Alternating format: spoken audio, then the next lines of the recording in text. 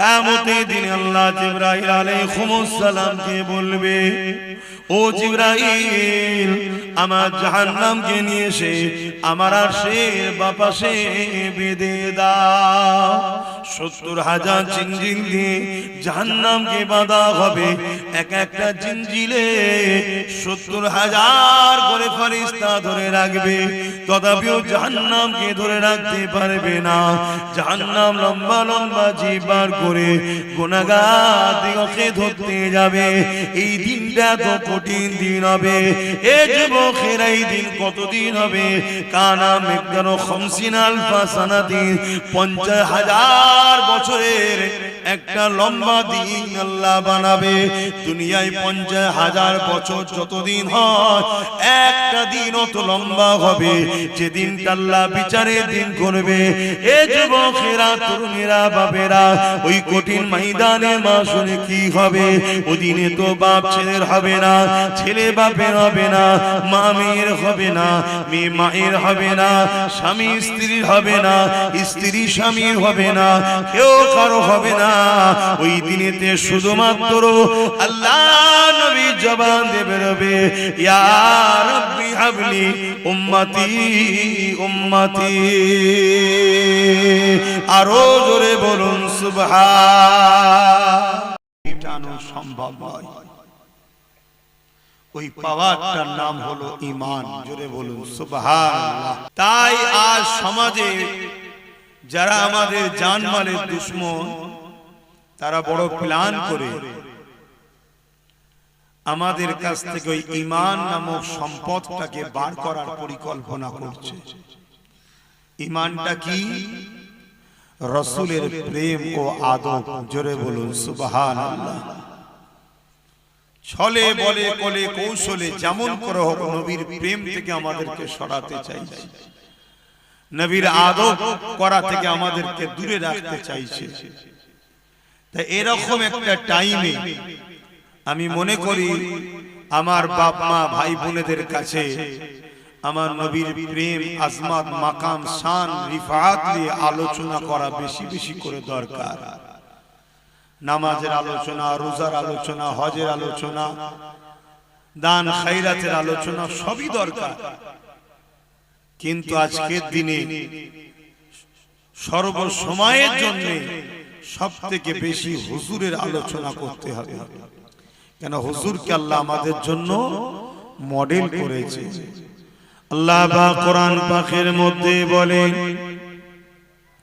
লাকাদ কানা লাকুম ফি রাসূলিল্লাহি উসওয়াতুন হাসানাহ। এ দুনিয়ার মানুষেরা, আমি আল্লাহ তোমাদের জন্য সবথেকে উত্তম আদর্শওয়ালা মডেল করে মুহাম্মদ রাসূলুল্লাহকে পাঠিয়েছে। তোমরা জিন্দেগির প্রতিটা মুহূর্তে আমার নবীকে মডেল হিসাবে ফলো করো। আমার নবীর থেকে যদি আমরা সরে যাই, নবীকে যদি আমরা ফলো না করি, তাহলে তো আমরা কামিয়াবি হতে পারবো না। নবী আমাদের জন্য মডেল। এজন্য আজ বড় প্ল্যান চলছে আমার রাসূল থেকে আমাদেরকে সরাবার। এটা নতুন নয়, সেদিনও চলেছিল, সেদিনও চলেছিল। আর এর সবথেকে বড় ভয়ঙ্কর ক্ষতি যারা করছে তারা হলো মুনাফিক, যারা আমাদের মধ্যে থেকে আমাদের লেবাসে, আমাদের মত দেখতে, আমাদের মসজিদ, আমাদের মাদ্রাসায় সব জায়গাতে থাকছে, কিন্তু তাদের মিশন আল্লাহ রাসূলের প্রেম ও আদব থেকে সরানো। অথচ আল্লাহ নবী জানিয়ে দিলেন, লা ইউমিনু আহাদুকুম হাত্তা কুনা হাব্বা ইলাইহি মিন ওয়ালিদিহি ওয়া ওয়ালাদিহি ওয়ান নাসি আজমাইন। ততক্ষণ পর্যন্ত তোমরা ঈমানদার হতে পারবে না। যতক্ষণ পর্যন্ত তোমরা তোমাদের ধন দৌলত, জমি জায়গা, ঘর বাড়ি, বাপ মা, সন্তান, স্ত্রী, স্বামী সব কিছু থেকে আমি রাসূলুল্লাহকে বেশি না ভালোবাসতে পারবে, ততক্ষণ পর্যন্ত তোমরা ঈমানদার হতে পারবে না। ঈমানদার ওই ব্যক্তি হবে যে দিল থেকে মুহাম্মদ রাসূলকে রাসূল জেনে জানের থেকে বেশি ভালোবেসে আদবের সাথে নবী পাককে মেনে নিয়েছে, তার মধ্যেই ঈমান রয়েছে।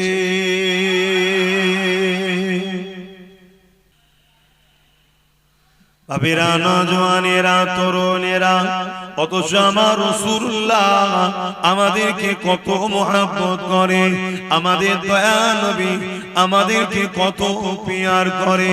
সারা জীবনটা নবী আমার আপনার জন্য কেঁদেছে। যখনই নবী পাকের চোখ দিয়ে পানি বেরিয়েছে, ওই কান্নার কারণটা কি?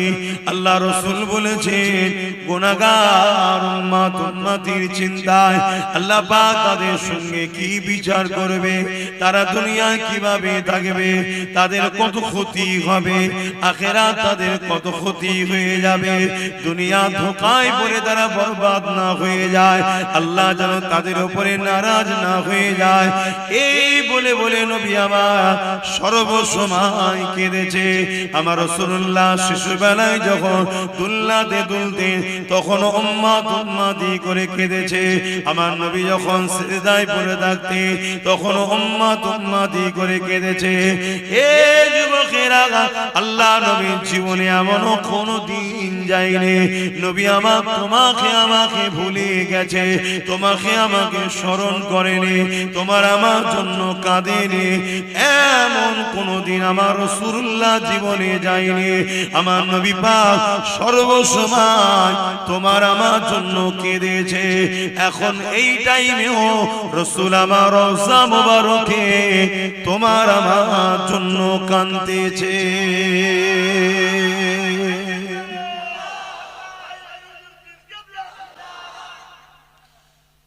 আমরা কি কখনো কাঁদলাম রাসূলের জন্য? আমরা কি কখনো ভাবলাম, আহ কত রাসূল মার খেয়ে জুলুমকে মিটিয়েছে, অন্যায়কে মিটিয়েছে, খুনকে মিটিয়েছে, নারীদের অধিকার দিয়েছে, গরিবের অধিকার দিয়েছে, বিধবার অধিকার দিয়েছে।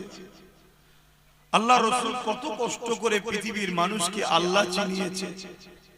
আমরা কি কখনো ভাবি সেই নবীর কথা? সেই রাসূল আমাদের কাছে একটা দিন রেখে গেছে, সেই দিনের পাহারাদার হয়ে আমরা বাঁচবো, এই চিন্তা কি আমার ভাইয়েরা বাপেরা কখনো করেছে? প্রত্যেকে যদি নিজের পরিবারটাকে গার্জিয়ান হয় যে আমার পরিবারে রাসূলের দ্বীনের বিরোধী কোনো কাজ হবে না, আমার পরিবারে আমি রাসূলের দ্বীনের পাহারাদার হব, তাহলেই তো সুন্দর একটা সমাজ গড়ে ওঠে।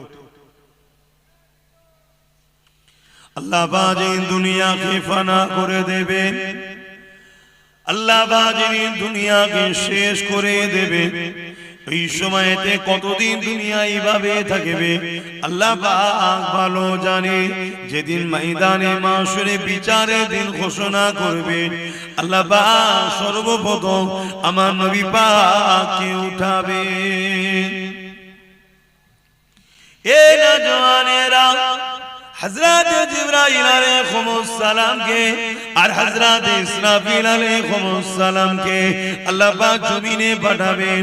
ও হযরত জিবরাইল, ও হযরত ইসরাফিল বা মিকাইল, ফেরেশতারা যাও দুনিয়া জমিনে চলে যাও, আমার হাবিবকে কি আজকে উঠিয়ে নিয়ে আসো।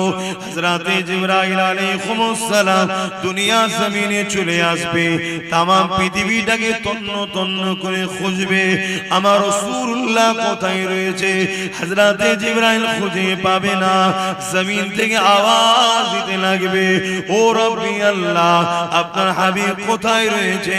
আমি জিবরাইল খুঁজে পাচ্ছি না। আল্লাহ পাক বলবেন, জিবরাইল রে, জমিনে কাল লাগিয়ে লাগিয়ে শোনো, যে খান থেকে দেখবে কান্নার আওয়াজ আসছে, ওই জায়গাতে আমার খাবে তিনার গুনাহগার উম্মত, উম্মতিদের নাজাতের জন্য আমি আল্লাহ আমার কাছে কাঁদতেছে। আরো জোরে বলুন সুবহান। ভাবেন কত ভালোবাসা কে আছে। আমরা তো নিজেদের বাপের কথাই ভুলে যাই, বাপ ছেলের কথা ভুলে যাই এক সপ্তাহ যেতে না যেতে। কিন্তু কবে রাসূল আজও পর্যন্ত আমাদের কথা স্মরণ রেখেছে, এখন এই মুহূর্তে আমাদের জন্য কাঁদছে। আমাদের ভেতর থেকে যারা ক্ষতি করছে তাদের আকীদা হলো আমার নবী নাকি মরে গেছে, নবী শাফাআত, নবী নাকি বেঁচে নাই। বলুন নাউযুবিল্লাহ। আমার নবী হলেন হায়াতুন নবী। আমার নবী বলুন যুবকরা, সবাই বলুন হায়াতুন নবী। এইটা হলো আকীদা। যদি নবীকে হায়াতুন নবী না মেনে যদি মরা নবী বলে, ঈমান চলে যাবে। আর নবীকে হায়াতুন নবী মানা এটা হলো ঈমান, আকীদার মধ্যে একটা আকীদা। যদি গুনাহ করো বলে গুনার মাফ আছে, কিন্তু যাদের ঈমান নেই তাদের মাফ নাই। এটা মনে রাখবেন, রাসূল হলেন হায়াতুন নবী। আরো একবার বলুন নবী হায়াতুন নবী। হযরতে জিবরাইল আলাইহিস সালাম জমিনের উপরে ডানা মারবে, জমিনটা দুচির হয়ে যাবে, দেখতে লাগবে আল্লাহ নবী সিজদায় পড়ে গিয়ে চোখের পানি ছেড়ে দিয়ে আল্লাহ নবী কাঁদতেছেন। হযরতে জিবরাইল আলাইহিস সালাম আমার নবী পাককে সালাম দেবে, নবী পাক সালামের জবাব দিয়ে মাথা তুলবে। ও হযরতে জিবরাইল, কি ব্যাপার, বিচার কি হয়ে গেছে নাকি? তুমি আমার কাছে এসেছো, কি ব্যাপার? কিয়ামত কি হয়ে গেছে? ময়দানে মাশর কি হয়ে গেছে? বিচার কি হয়ে গেছে? হযরতে জিবরাইল আলাইহিস সালাম বলবে, ইয়া রাসূলুল্লাহ, হাবিবাল্লাহ, আপনি আপনার উম্মত উম্মতিদেরকে এত ভালোবাসেন, কিন্তু উম্মত উম্মতি আপনাকে ভুলে থাকতো। ইয়া রাসূলুল্লাহ, হাবিবাল্লাহ, উম্মত উম্মতি আপনাকে স্মরণ করতো না, উম্মত উম্মতি আপনার সুন্নতে জীবন কাটাতো না, উম্মত উম্মতি আপনার দ্বীনের পক্ষে কাজ করতো না। উপরন্তু এমন উম্মত উম্মতি ছিল যারা আপনার দ্বীনের দুশমনদের সঙ্গে হাত মিলিয়ে দ্বীনের বড় ক্ষতির কারণ হয়েছে। ইয়া রাসূলুল্লাহ, হাবিবাল্লাহ, আপনি সেই উম্মত উম্মতিদেরকে এখনো ভুলেননি, কাঁদতেছেন। আল্লাহ নবী বলেছিলেন জিবরাইল রে, আল্লাহ নবী বলবেন জিবরাইল রে, আমি রাসূলুল্লাহ আমার উম্মত উম্মতিদের বড়ই ভালোবাসি। এ নওজওয়ানেরা, আল্লাহ নবী বলবেন জিবরাইল বলো হিসাব হয়ে গেছে নাকি? হযরত জিবরাইল আলাইহিস সালাম বলবে, না ইয়া রাসূলুল্লাহ, আল্লাহ পাক আপনাকে আগে উঠাতে বলেছে, আমার রাসূলুল্লাহ উঠবেন। এ যুবকেরা ময়দানে মাশরে হাজির হবে, আমার নবী পাকের নূরের মাথা মোবারকে আল্লাহ পাক শাফাআতের তাজ পরিয়ে দেবে। আহলে সুন্নাত ওয়াল জামাতের আকীদা নবী শাফাআতুন নবী। জোরে বলুন সুবহানাল্লাহ। বলুন নবী শাফাআতুন নবী। জবান খুলে বলুন নবী। যারা আমাদের ভেতর থেকে ক্ষতি করছে, ঈমান লুটছে, তাদের আকীদা নবী শাফাআত করতে পারবে না। বলুন নাউযুবিল্লাহ। তাহলে আমাদের থেকে নবীকে কিভাবে সরাচ্ছে? যদি কোনো যুবকের দিলে আকীদা হয় নবী শাফাআত করতে পারবে না, তাহলে তার প্রেম কেন থাকবে নবীর উপরে? আর যখন যুবকের দিলে আকীদা হবে, কিয়ামতের কঠিন দিনে আমার বাপ আমার হবে না, মা আমার হবে না, কেউ হবে না, হুজুর আমায় বাঁচাবে। জোরে বলুন সুবহানাল্লাহ। তার মহব্বত বাড়বে না কমবে? তাহলে আমাদেরকে কিভাবে হুজুর থেকে সরাচ্ছে? কেন এই মহব্বত কমাচ্ছে? একটাই কারণ, ঈমান যাতে চলে যায়। আর ঈমান চলে গেলে 1 কোটি মরা মানুষ দ্বারা কোনো উপকার লাগবে? 1 লক্ষ কোটি বেঈমানের দ্বারা কোনো কাজে লাগে না। কথা বুঝে আসছে? আমাদেরকে বেঈমান করতে চাইছে। বাবেরা, নওজওয়ানেরা, তরুণেরা ময়দানে মাশরের কথা বেশি বেশি করে চিন্তা করে। এ নওজওয়ান তরুণেরা, আল্লাহ পাক কোরআনের মধ্যে জানিয়েছেন, ওয়াল তানজুরু নাফসুম মা কদ্দামাত লিগাদ, প্রতিটা নফসের উচিত পরকালে বেশি বেশি করে চিন্তা করা। সাহাবা হুজুররা জিজ্ঞাসা করলে, ইয়া রাসূলুল্লাহ, হাবিবাল্লাহ, ময়দানে মাশরটা কেমন হবে? আল্লাহ নবী বলে দিলে, মাথারে দুইটা ইখতিলাফ, এক হাত উপরে আল্লাহ সূর্যকে নামিয়ে দেবে, সূর্যে 12 গুণ তাপ আল্লাহ বাড়িয়ে দেবে। ওই দিন সূর্যের এত তাপ হবে, ওই তাপে লোহা যেমন আগুনে দিলে লাল হয়ে যায়, জমিনটা এরকম লাল হয়ে যাবে। ওই জমিনে মানুষ দাঁড়াতে পারবে না। এমনও পাপ পাওয়া যাবে, নিজের ছেলেকে জমিনে শুইয়ে দিয়ে তার বুকের উপরে পা দিয়ে দাঁড়িয়ে যাবে। এমনও ছেলে পাওয়া যাবে, নিজের বাপকে জমিনে শুইয়ে দিয়ে তার বুকের উপরে পা দিয়ে দাঁড়িয়ে যাবে। এমনও মেয়ে পাওয়া যাবে, তার মাকে জমিনে শুইয়ে দেবে। এমনও মা পাওয়া যাবে, তার মেয়েকে জমিনে শুইয়ে দেবে। এক কথায় যার উপরে যা জোর চলবে তাকে জমিনে শুইয়ে দিয়ে তার বুকের উপরে পা দিয়ে দাঁড়িয়ে যাবে। কেন? জমিন লোহা যেমন পুরে পুরে লাল হয়ে যায়, এই সূর্যে তাপে জমিন লাল হয়ে গেছে। এই জমিনে মানুষ দাঁড়াতে পারবে না। এ যুবকেরা, বাপেরা, মায়েরা, বোনেরা, ওই দিনটা তোমার কি আমার কি হবে? আল্লাহ নবীর এই কথা শুনে সাহাবা হুজুররা কাঁদতে লাগলেন, ইয়া রাসূলুল্লাহ, হাবিবাল্লাহ, আমাদের কি হবে উপায়? ভাব, আমরা কত ভালোবাসে সেই রাসূলের জন্য আমরা কি করলাম বলেন? তার যে কষ্টের মেহনতের ইসলাম রেখে গেল, যে ইসলামকে প্রচার করতে গিয়ে আল্লাহর নবী কত মার খেলেন, কত কষ্ট পেলেন। আজকে সেই ইসলামকে চতুর্দিক দিয়ে মিটাবার প্ল্যান চলছে। আমরা কি করেছি? আমরা ইসলামের কোন কাজে লাগলাম? একটু ভাবতে হবে, একটুখানি চিন্তা করতে হবে, তবেই তো আমাদের মধ্যে পরিবর্তন আসবে। শুধু ওয়াজ হবে, শুনবেন, চলে যাবেন। ওয়াজ শুধু শোনার জিনিস নয়, ওয়াজ তো আবু বকর সিদ্দিকও শুনেছে, আবু জেহেলও শুনেছে। আবু বকর সিদ্দিক হয়েছে, দুনিয়া থেকে জান্নাতের সার্টিফিকেটও পেয়েছে। জোরে বলুন সুবহানাল্লাহ। আর আবু জেহেল ওয়াজ শুনেছে, তারপর আবু জেহেল হয়ে গেছে। আবুল হাকাম থেকে আবু জেহেল হয়েছে। তো ওয়াজ শুধু শোনার জিনিস নয়, ওয়াজ শুনে ভাবতে হবে, ফিকির করতে হবে, চিন্তা করতে হবে, নিজের মধ্যে অনুশোচন তৈরি করতে হবে যে কি কোর জন্য আল্লাহ আমাকে পাঠালেন। বান্দা, আমি তোকে দুটো হাত দিলাম, এই হাত দিয়ে তোর কি কাজ তোকে চিন্তা করতে হবে। বান্দা, আমি তোকে দুটো পা দিলাম, এই পায়ে কোন রাস্তায় চলবি, কোন রাস্তাতে চলবি না, এটা তোকে ভাবতে হবে। ওরে আমার বান্দা বান্দি রে, আমি আল্লাহ তোদেরকে দুটো চোখ দিলাম, এই চোখ দিয়ে কি দেখবি, কি দেখবি না। বান্দা, আমি জবানে কথা দিলাম, আমার দিয়া জবানে কোন কথা বলা যাবে, কোন কথা বলা যাবে না।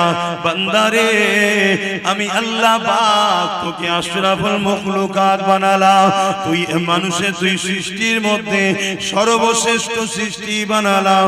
ওরে আমার বান্দা রে, তুই আমার জমিনের উপরে তোর কি কাজ তোকে একবার ভাবতে হবে। এটা বোঝাবার জন্য, এটা জানাবার জন্য, কদ জাআকুম মিনাল্লাহি নূরুন ওয়া কিতাবুম মুবিন, আমি দুটো জিনিস আমার পক্ষ থেকে পাঠালাম। একটা হলো 30 পারা প্রকাশ্য কোরআন কিতাব, আর একটা হলো ওই কোরআনকে বুঝাবার জন্য সাহেবে কোরআন মুহাম্মাদুর রাসূলুল্লাহ।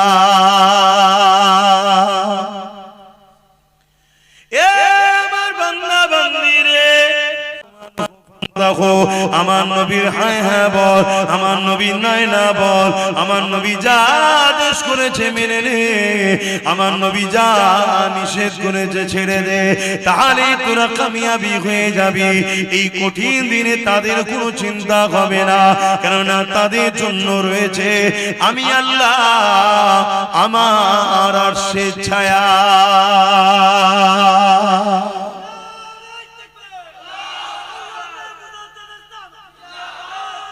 আল্লাহ। আর যারা দুনিয়ায় রসুল ছেড়ে দিয়ে অন্য কাউকে মডেল বানায়, অন্য কাউকে নেতা বানায়, অন্য কাউকে নিজেদের পথের পথিক বানায়, তারা কিন্তু কামিয়াবি হতে পারবে না। উলামাদেরকে আমরা ভালোবাসবো, পীরকে ভালোবাসবো, আলেমকে ভালোবাসবো, ইমামকে ভালোবাসবো, উদ্দেশ্য একটাই, পীর আলেম উলামা মুফতি যেই হোক, যদি আমাকে রসুলের সঙ্গে জুড়তে চায় তবে তাকে ভালোবাসবো, উদ্দেশ্য থাকবে রসুল। আর যদি রসুলের সঙ্গে না জোড়ে, সে উলামা দাবিদার হতে পারে, মুফতি দাবিদার হতে পারে, পীর দাবিদার হতে পারে, তাকে মানা যাবে না। কথা শুনছেন? যে আমাদেরকে রসুল চিনাবে, রসুলের সঙ্গে জুড়াবে, রসুলের রাস্তা দেখাবে, সেই হলো আমাদের সবকিছু। তাকে আমরা সম্মান করব, প্যার করব, আদর করব, উস্তাদের মর্যাদা দেব, মাথায় করে করব। কেন? আল উলামা ওয়ারাসাতুল আম্বিয়া, এরা রাসূলের ওয়ারিস, এদেরকে ভালোবাসলে আল্লাহ ও রাসূল খুশি হবে। জোরে বলুন সুবহানাল্লাহ। কিন্তু কারো কথা আমরা মানব না, আমরা কথা মানব কালামুল্লাহ আর হাবিবুল্লাহ। জোরে বলুন সুবহানাল্লাহ। বাপেরা, নওজওয়ানেরা, তরুণেরা, এ নবী পাকে প্রেমিকেরা, আখরি জামানা আল্লাহ নবী জানিয়ে দিলেন মসজিদ ভর্তি নামাজি থাকবে, একজন ঈমানদার থাকবে না। যার ঈমান নেই তার নামাজের তো কোনো কাজে লাগবে না। আল্লাহ নবী জানিয়ে দিলেন আখরি জামানাতে হাতে তালুতে আগুন রাখা থেকেও ঈমান বাঁচানো বড় কষ্টকর হয়ে যাবে। এটা সময় গেছে, চারিদিক থেকে আমাদের ঘরে আল্লাহ ও রাসূল থেকে সরাবার পরিকল্পনা করছে। কেউ আমাদেরকে গান দিয়ে ডাকছে, কেউ আমাদেরকে ফাংশন দিয়ে ডাকছে, কেউ আমাদেরকে মেলা দিয়ে ডাকছে, কেউ আমাদেরকে জুয়া দিয়ে ডাকছে, কেউ আমাদেরকে নাচ দিয়ে ডাকছে, কেউ আমাদেরকে শরাবের দোকান খুলে ডাকছে।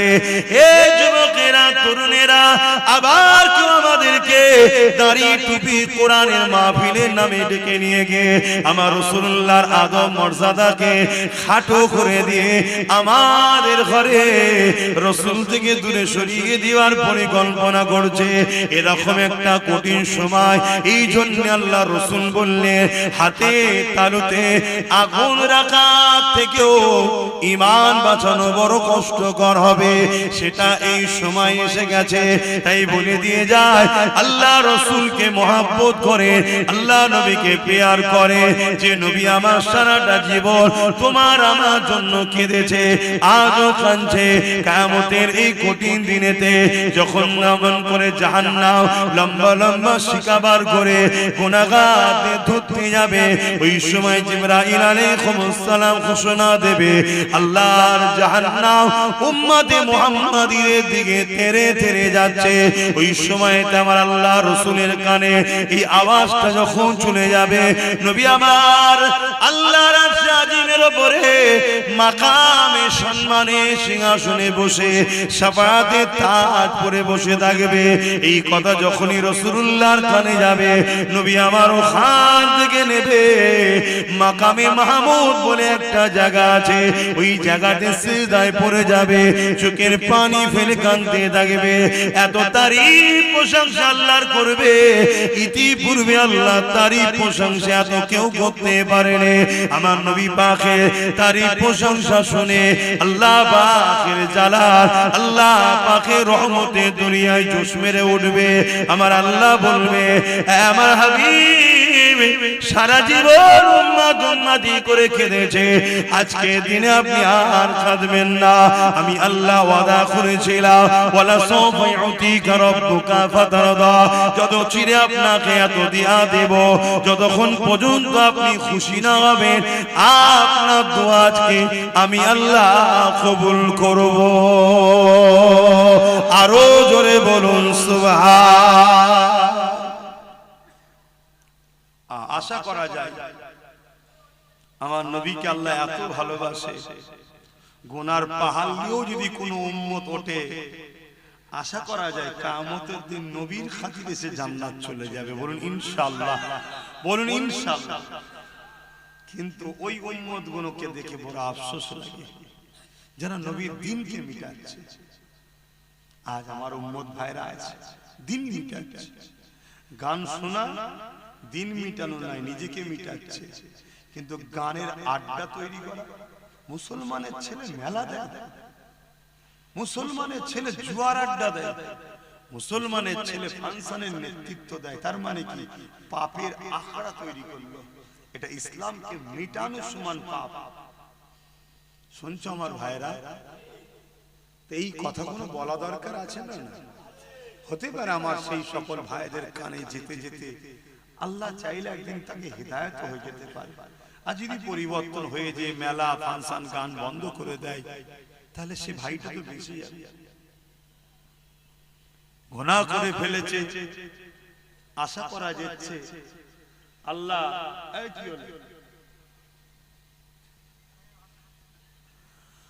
আশা করা যায় গুনাহ যদি হয়ে যায় নবী তো শাফাআত করবেন, হয়তো নাজাত হয়ে যেতে পারে। খবরদার আমার ভাইরা, নবীর কষ্টের ইসলামের ক্ষতি করো না।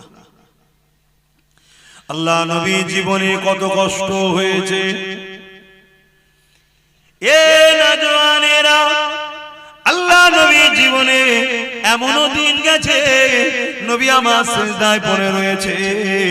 মক্কার জালিম বেঈমানেরা আমার নবী পাকের পিঠের উপরে পচা ভুঁড়ি, তুম্বার ভুঁড়ি চাপিয়ে দিয়েছে। আল্লাহ নবী সিজদা দিয়ে মাথা তুলতে পারছে না।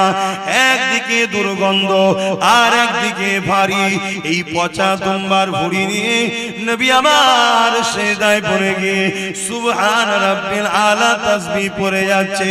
নবী পাকের কলিজা টুকরি খাতুনে জান্নাত দেখতে পেয়ে তখন তিনি ছোট ছিলেন, আব্বা জানের পিঠ থেকে এই পচা দুম্বার ভুঁড়ি খানা নাবাতে লেগেছে। ছোট ছোট নুরানি হাত দিয়ে আর পচা দুম্বার ভুঁড়ি নাবাতে পারছে না। একদিকে দুর্গন্ধ আর একদিকে ভারী। খাতুনে জান্নাত তখন ছোট ছিলেন, আর চোখের পানি আমার আব্বাকে কে এত কষ্ট দেয়। এদিকে জালিম নিষ্ঠুর পাশান অত্যাচারীরা বসে বসে মজা নিতে লেগেছে। এমনও দিন গেছে আল্লাহ নবীকে এত ভুঁড়ি দিয়েছে, নবী পাকের পিঠে এত পচা দুম্বার ভুঁড়ি চাপিয়েছে, আমার নবী পাক পুরো ঢাকা পড়ে গেছে, নিঃশ্বাস নিতে পারছে না। খাতুনে জান্নাত আব্বাকে খোঁজ করতে করতে যখন এই পচা দুর্গন্ধময় ভুঁড়ি দেখতে পায়, খাতুনে জান্নাত আন্দাজ করে এই জায়গাতে হয়তো আব্বা রয়েছে। এই পচা দুম্বার ভুঁড়িকে সরিয়ে সরিয়ে সরিয়ে ওর ভেতর থেকে দয়া নবী মাথা তোলে। এই যুবকেরা, তরুণীরা, বাবেরা, এত কষ্ট আমার নবী কেন পেয়েছে? আমার নবী ইনসাফের কথা বলেছে তাই। এত কষ্ট আমার নবীর উপরে হয়েছে কেন? আমার নবী গরিবদের পক্ষে ছিল তাই। এত কষ্ট আমার নবীর উপরে হয়েছে কেন? আমার নবী নারীদের অধিকারের পক্ষে ছিল তাই। এত কষ্ট আমার নবীর উপরে দিয়েছে কেন? আমার নবী ইনসাফ, ইনসানিয়াত, মানবতা, তাওহীদ, এক আল্লাহর পক্ষে মানুষকে ডেকেছে তাই। এই যুবকেরা, তুমি আমি নবীর উম্মত দাবি করি, তুমি আমি যদি আজ ন্যায়ের পক্ষে না থাকি, মানবতার পক্ষে না থাকি, ইনসাফের পক্ষে না থাকি, নারীর অধিকারের পক্ষে না থাকি, গরিবের পক্ষে না থাকি, এতিম বিধবাদের পক্ষে না থাকি, তাহলে কেমন উম্মত তুমি আমি হলাম যে আমার রাসূলুল্লাহ মিশন ছিল তো এটাই, অন্যায়কে মিটিয়ে আল্লাহর জমিনে নাই শান্তি প্রতিষ্ঠিত করা। এজন্যই তো নবী মার খেয়েছে, এজন্যই তো রাসূলুল্লাহর উপরে জুলুম, কত কষ্ট দিয়েছে আমার নবীকে।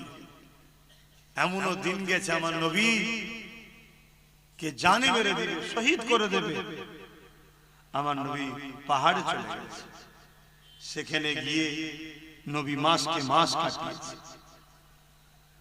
এমনও দিন গেছে আল্লাহ রাসূল হুজরার মধ্যে আছে, নবী পাকের পুরো ঘরটা 36 জন 40 জন উলঙ্গ তরোয়াল নিয়ে জালিম অত্যাচারী নিষ্ঠুররা ঘিরে ফেলেছে আমার নবীকে শহীদ করে দেবে বলে। কিন্তু আমার আল্লাহ আমার নবী পাককে ওখান থেকে হিফাজত করেছেন। জোরে বলুন সুবহানাল্লাহ। আল্লাহ নবী জীবনে অনেক কষ্ট গেছে। এই নওজওয়ানেরা, আল্লাহ নবী যখন মক্কার মানুষের কাছে দিনের কথা বলে মক্কার মানুষ শুনতে চায় না, নবী আমার তায়েফের জমিনে চলে যায়। এদিকে মক্কার জালিম নিষ্ঠুর নেতারা তায়েফের মানুষদিগকে জানিয়ে দেয় মক্কা থেকে মুহাম্মদ রাসূলুল্লাহ যাচ্ছে, যিনি তাওহীদের কথা বলে, যিনি গরিবের ইনসাফের কথা বলে, যিনি নারীদের অধিকারের কথা বলে, যিনি মানবতার কথা বলে, যিনি ন্যায়ের কথা বলে, যিনি প্রেম ভালোবাসার কথা বলে। এই তায়েফের সরদারেরা মুহাম্মদ রাসূল যা বলে ঠিকই সত্য কথা বলে, কিন্তু মুহাম্মদ রাসূলের কথা মতো চললে আমরা যে মানুষের উপরে সন্ত্রাসী করে টিকে রয়েছি, মানুষের উপরে আতঙ্ক করে টিকে রয়েছে, মানুষকে ভয় খাইয়ে টিকে রয়েছে, মুহাম্মদ রাসূলের কথা যদি মেনে নেওয়া যায় তাহলে আমাদের অন্যায় অত্যাচারের সাম্রাজ্য মিটে যাবে। এই মুহাম্মদ রাসূলকে তায়েফের জমিনে ঢুকতে দিও না, তাকে বাধা দাও, বাধা দাও। আজকে দিনে তো সেই রাসূলুল্লাহর পক্ষে যারা কথা বলে তাদেরকে বিভিন্ন মাহফিলে বাধা দেওয়া হয়, তাদেরকে বিভিন্ন জায়গায় রোকা হয়। কেন রোকা হয়? এরা গেলে মুহাম্মদ রাসূলের কথা বলবে, এরা ইনসাফের কথা বলবে, এরা ইনসানিয়াতের কথা বলবে, এরা মানবতার কথা বলবে। কেন? আল্লাহ কোরআনের মধ্যে জানিয়ে দিয়েছে, এ দুনিয়ার মানুষেরা কুনতুম খায়রা উম্মাতিন উখরিজাত লিন-নাস তা'মুরুনা বিল মারুফ ওয়া তানহাউনা আনিল মুনকার। আল্লাহ আমাদেরকে দুটো কাজ দিয়েছে, অন্যায়কে মিটিয়ে দাও, ন্যায়কে প্রতিষ্ঠিত করো। এই অন্যায় মিটাতে গিয়ে যদি তুমি শহীদ হয়ে যাও, অন্যায়কে মিটাতে গিয়ে জালিমদের হাতে যদি মারা পড়ে যাও, এ যুবকেরা আল্লাহ রাসূল জানালেন তাদের জন্য মরণের আগে, জান বেরোবার আগে আল্লাহর জান্নাতকে দেখিয়ে দেওয়া হয়। আর যদি এই লড়াইয়ে লড়তে গিয়ে, ন্যায়কে প্রতিষ্ঠিত করতে গিয়ে, অন্যায়কে মিটাতে গিয়ে আর যদি এই লড়াইয়ে কেউ গাজী হয়ে যায়, বিজয় হয়ে যায়, আমার আল্লাহ তাকে দুনিয়াতে গাজীর সম্মান দেয় এবং পরকালে পুরস্কার জান্নাতে রেখেছে। আমাদের তো দুটো কাজ আল্লাহ দিয়েছে নাকি? কথা বলে, অন্যায় মিটাও, ন্যায়কে প্রতিষ্ঠিত করে, তো কাজ আমাদের। আমরা সেটা করছি? আমরা তো অন্যায়ের সঙ্গে গা মিলিয়ে চলছি, আমরা তো জুলুম বন্ধ করা ছেড়ে দিয়ে জুলুম করছি। আমাদের অনেকের ধারণা হয়ে গেছে ইসলাম নামাজ, রোজা, দাড়ি, টুপি, হজ, যাকাত, নামাজ পড়লেই হয়ে গেছে, রোজা রেখে নিয়েছি হয়ে গেছে, একবার হজ করলেও মিটে যাবে। এটা ইসলাম শুধু নয়, হ্যাঁ এটাও ইসলাম, কিন্তু শুধু এটা নয়। সমাজে এতিমের উপরে জুলুম হবে, আপনি এতিমের পাশে দাঁড়াবেন না, আর আপনি বলছেন আমি নামাজ পড়েছি। সমাজে বিধবার উপরে অত্যাচার হবে, আপনি তার পাশে দাঁড়াবেন না, আপনি বলছেন আমি রোজা রেখেছি। মানুষ মসজিদগুলোকে যেভাবে কারুকার্য ভাবে করছে, হ্যাঁ আল্লাহর ঘরকে ভালোবাসেন, করুন, কিন্তু অপরদিকে এই সমাজের গরিবদের ঘরে মানুষ দেখে আল্লাহর ঘর কাঁচা হলেও নামাজ হয়ে যাবে, কিন্তু গরিব যদি খেতে না পায় ওই সমাজের প্রত্যেককে কিয়ামত দিন আল্লাহর কাছে জবাব দিতে হবে। কথা শুনছেন তো নাকি?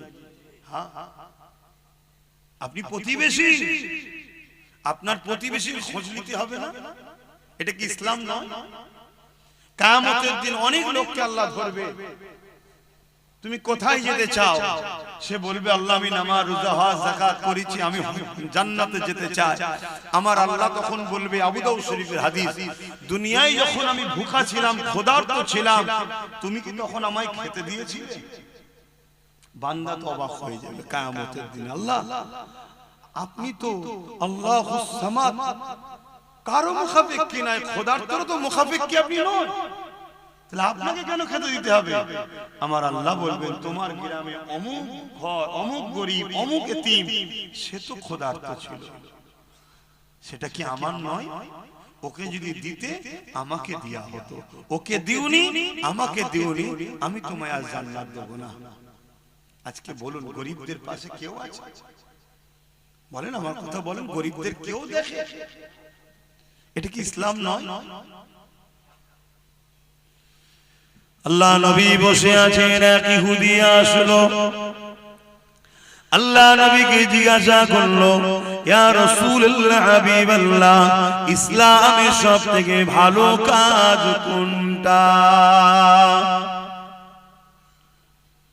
আল্লাহ নবী নামাজের কথা বলেনি, রোজার কথা বলেনি, হজের কথা বলেনি, দাড়ি টুপির কথা বলেনি, জুব্বা পাগড়ির কথা বলেনি, মসজিদ মাদ্রাসা বানানোর কথা বলেনি। আল্লাহ নবী বলেছিলেন ইসলামে সব থেকে ভালো কাজ হলো ক্ষুধার্ত মানুষকে খানা খাওয়ানো।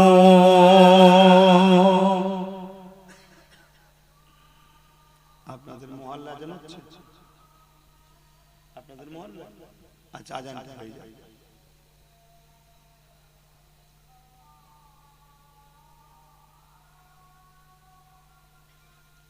খুব ঠান্ডা এলাকাটায়, হ্যাঁ আমি ভাবতেই পারছি, ঠান্ডায় খুব নিজে জড়ো হয়ে গেছে।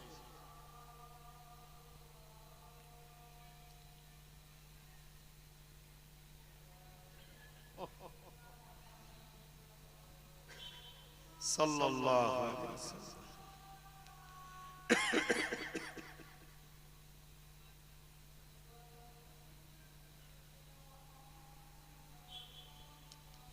সাল্লাল্লাহু আলাইহি ওয়াসাল্লাম।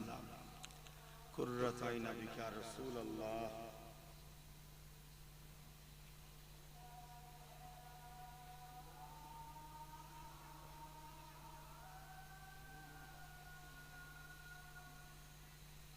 لا حول ولا قوة لا حول ولا قوة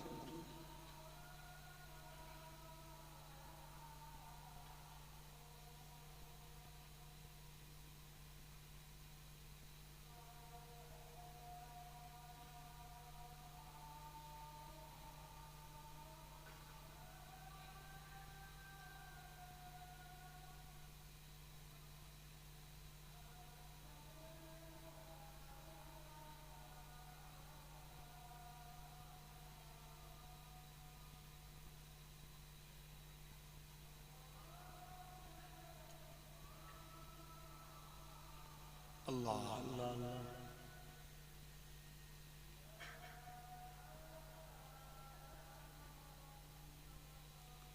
اللهم رب هذه الآت محمد الوسيلة والفضيلة ومحمد إنك لا لا إله درود الشريف اللهم صل على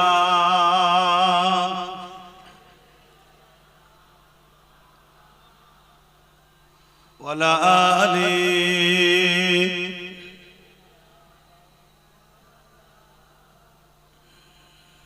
मेरी उल्फत मदीने से यूं ही नहीं, मेरे आका का रोज़ा मदीने में है, मैं मदीने की जान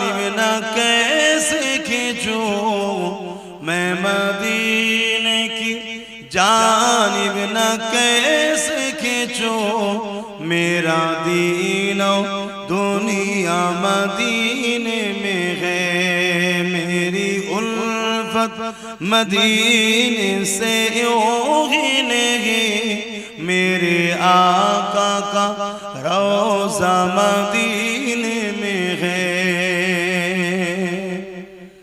अर्ज़ अजीब से बढ़ के जिसका बड़ी शान है रोज़ाए मुस्तफ़ा जिसकी पहचान है रोज़ाए मुस्तफ़ा जिसकी पहचान है जिसका हम पल्ला कोई मुअल्ला नहीं जिसका हम पल्ला कोई मुअल्ला नहीं एक ऐसे मुहल्ला मदीने में है मेरी उल्फत मदीने से यूं ही नहीं मेरे आका का रोज़ा मदीने में है अल्लाहुम्मा सल्ली अला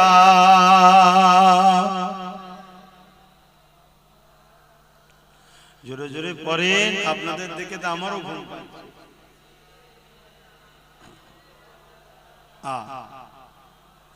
हाँ भाई আমরা তো বলতে এসেছি ঠিকই আপনাদের ঘরেও বলিয়ে নিতে হয় আমরা বলতে এসেছি ঠিকই কিন্তু আপনাদের ঘরেও বলিয়ে নিবার সহযোগিতা করতে হয় এত যদি ঝিমিয়ে যান তাহলে আমাদেরও তো অবস্থা খারাপ হয়ে যাবে তাহলে ইসলাম সবথেকে ভালো কাজ হলো ক্ষুধার্ত মানুষকে খানা খাওয়ানো জোরে বলুন সুবহানাল্লাহ আল্লাহ নবী বলছেন কেউ যদি এতিমের মাথায় হাত বোলায় সেজন্য আমি রাসূলুল্লাহ আমার মাথায় হাত বোলালো জোরে বলুন সুবহানাল্লাহ কেউ যদি এতিমের পরনার কাপড় দেয় সেজন্য আমি রাসূলুল্লাহ আমাকে কাপড় দিল কেউ যদি এতিমের পিপাসা মিটায় আমি রাসূল তার ময়দানে মাশরে আবে কাউসারের পানি দিয়ে পিপাসা মিটাবো জোরে বলুন সুবহানাল্লাহ আর আজকে এতিমদের অবস্থা কি এই কঠিন ঠান্ডায় রাস্তাঘাটে ফুটপাতে দেখা যায় না হাজার হাজার বাচ্চা এতিমরা কত কষ্টে কাটাচ্ছে তারা আজ আমাদের আছে আমরা জড়িয়ে একটু গরম হয়ে যাচ্ছে কিন্তু গরিব এতিমদের কি হয় এগুলো ভাবতে হবে এটাই দরদ মানুষের উপর দয়া মায়া থাকা দরকার আল্লাহ পাকের এক বান্দি ছিলেন যে সমাজে নোংরা কাজ করে বেড়াতো মেয়েটা কিন্তু একদিন পাপ কাজ করে ফিরছে আর দেখছি একটা কুকুর একটা কুয়া দেখবেন কুয়ার উপরটা ঘিরা থাকে যাতে কেউ না পড়ে যায় ওর উপরে উঠছে আর নামছে পানি তো পান করতে পারছে না পিপাসা লেগেছে আল্লাহর এই বান্দিটা দেখে মনে দয়া হয়েছে যে বান্দি কত পাপ রাস্তায় ছিল তাকে পানি পান করিয়েছে এই কুকুরটাকে দু কদম যেতে না যেতে গায়েবী আওয়াজ এসেছে তুমি এমন একটা ভালো কাজ করলে তুমি এই মুহূর্তে তওবা করো আমি তোমার গুনাহ maaf করে দিতে চাই জোরে বলুন সুবহানাল্লাহ সে তওবা করেছে আল্লাহ তাকে maaf করে দিয়েছে তাহলে বলো আমাদের জীবনে ভুল হতে পারে একটা অবলা পশুকে যদি ভালোবাসলে আল্লাহ তার মাগফিরাত দেয় আমরা আল্লাহ শ্রেষ্ঠ মখলুক মানুষ সে অন্য ধর্মেরও হতে পারে হিন্দু হতে পারে খ্রিস্টান মতুয়া আদিবাসী হতে পারে গরিব যদি হয় আর আমার কওমের ভাইদের মধ্যেও তো প্রচুর গরিব আছে তার পাশে যদি দাঁড়ায় আল্লাহ কি আমাদের উপর দয়া করবে না দয়া করবে আল্লাহ নবীর ঘরে শিক্ষা কেমন ছিলেন দেখে হযরতে খাতুনে জান্নাত তিনি এমন করে হযরত ইমাম হাসান হুসাইন দুই ভাই অসুস্থ হয়েছে তাই তিনাদের সুস্থতার জন্য খাতুনে জান্নাত নিয়ত করলেন মান্নত করলেন ও রব্বি আল্লাহ আমার বাচ্চা দুটো সুস্থ হয়ে গেলে আমি আপনার খুশির জন্য তিনটে দিনকে রোজা রাখার মান্নত করলাম, নিয়ত করলাম। আল্লাহ পাকের দয়াতে ইমামে হাসান হুসাইন পাক দুই ভাই সুস্থ হয়ে গেলে, তখন ছোট ছোট দিনেরা ছিলেন। এই সুস্থ হয়ে যাওয়ার দরুন হযরতে খাতুনে জান্নাত মাওলা আলী শেরে খোদার সঙ্গে আলোচনা করলে, আমার প্রাণের স্বামী, আমি আল্লাহ পাকের কাছে এই বলে মান্নত করেছিলাম, হাসান হোসেন সুস্থ হয়ে গেলে আমি 3টে রোজা রাখবো। আল্লাহ পাক সুস্থ করে দিয়েছে, তাই আমি রোজা রাখার ইচ্ছা প্রকাশ করছি। হযরতে মাওলা আলী বলেছিলেন, এ খাতুনে জান্নাত, আপনি একা কেন রাখবেন, আমিও আপনার সঙ্গে রোজা রাখবো। হযরতে মাওলা আলী রোজা রাখলে, খাতুনে জান্নাত রাখলে, হযরত ইমামে হাসান হোসেন তিনারাও উঠে পড়লেন। তিনারাও বলতে লাগলে, আম্মা জান, আমরাও সেহরি খাবো, রোজা রাখবো। এ যুবকেরা, ঘরে একটা কাজের মানুষ ছিল, যার নাম হলো ফিজ্জা। তিনিও বললেন, আম্মা আমাকে ইজাজত দেয়া হোক, আমিও নফল রোজা রাখবো। 4জন 5জন হয়ে গেল রোজা রাখা, সেহরি খেতে লেগেছে। কি সেহরি খাচ্ছে? এ যুবকেরা, বাপেরা, মন দিয়ে শোনো গো, ঘরে কিছুই নাই, পানি দিয়ে সেহরি করা হচ্ছে, শুধু পানি। দোনো জাহানের সুলতানের বেটির ঘরের কথা বলছি, শুধু পানি। বাপেরা, নওজওয়ানেরা, তরুণেরা, এই সময়তে মাওলা আলী সকাল হয়ে যায়। হুজুর আমার কাজে খোঁজে বেরিয়ে গেলে, কেননা ইফতারে যদি কিছু পাওয়া যায়, এর জন্য তিনি কাজে বেরিয়ে গেলে। খাজুরের বাগানে পানি দেওয়ার কাজ করতে লাগলে। এতে সামান্য কিছু আল্লাহ মিলালে, তা থেকে জবের আটা, রুটি এবং কিছু খাজুর কিনে নিয়ে এলে।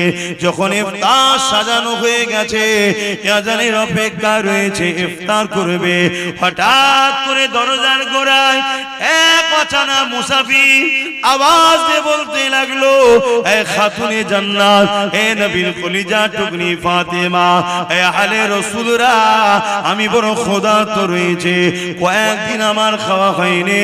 নবীর ঘর থেকে আমরা ফিরে যাব, আহলে রাসূলের ঘর থেকে খালি হাতে ফিরে যাব, এটা হতে পারে না। এ আমাকে কিছু দেন।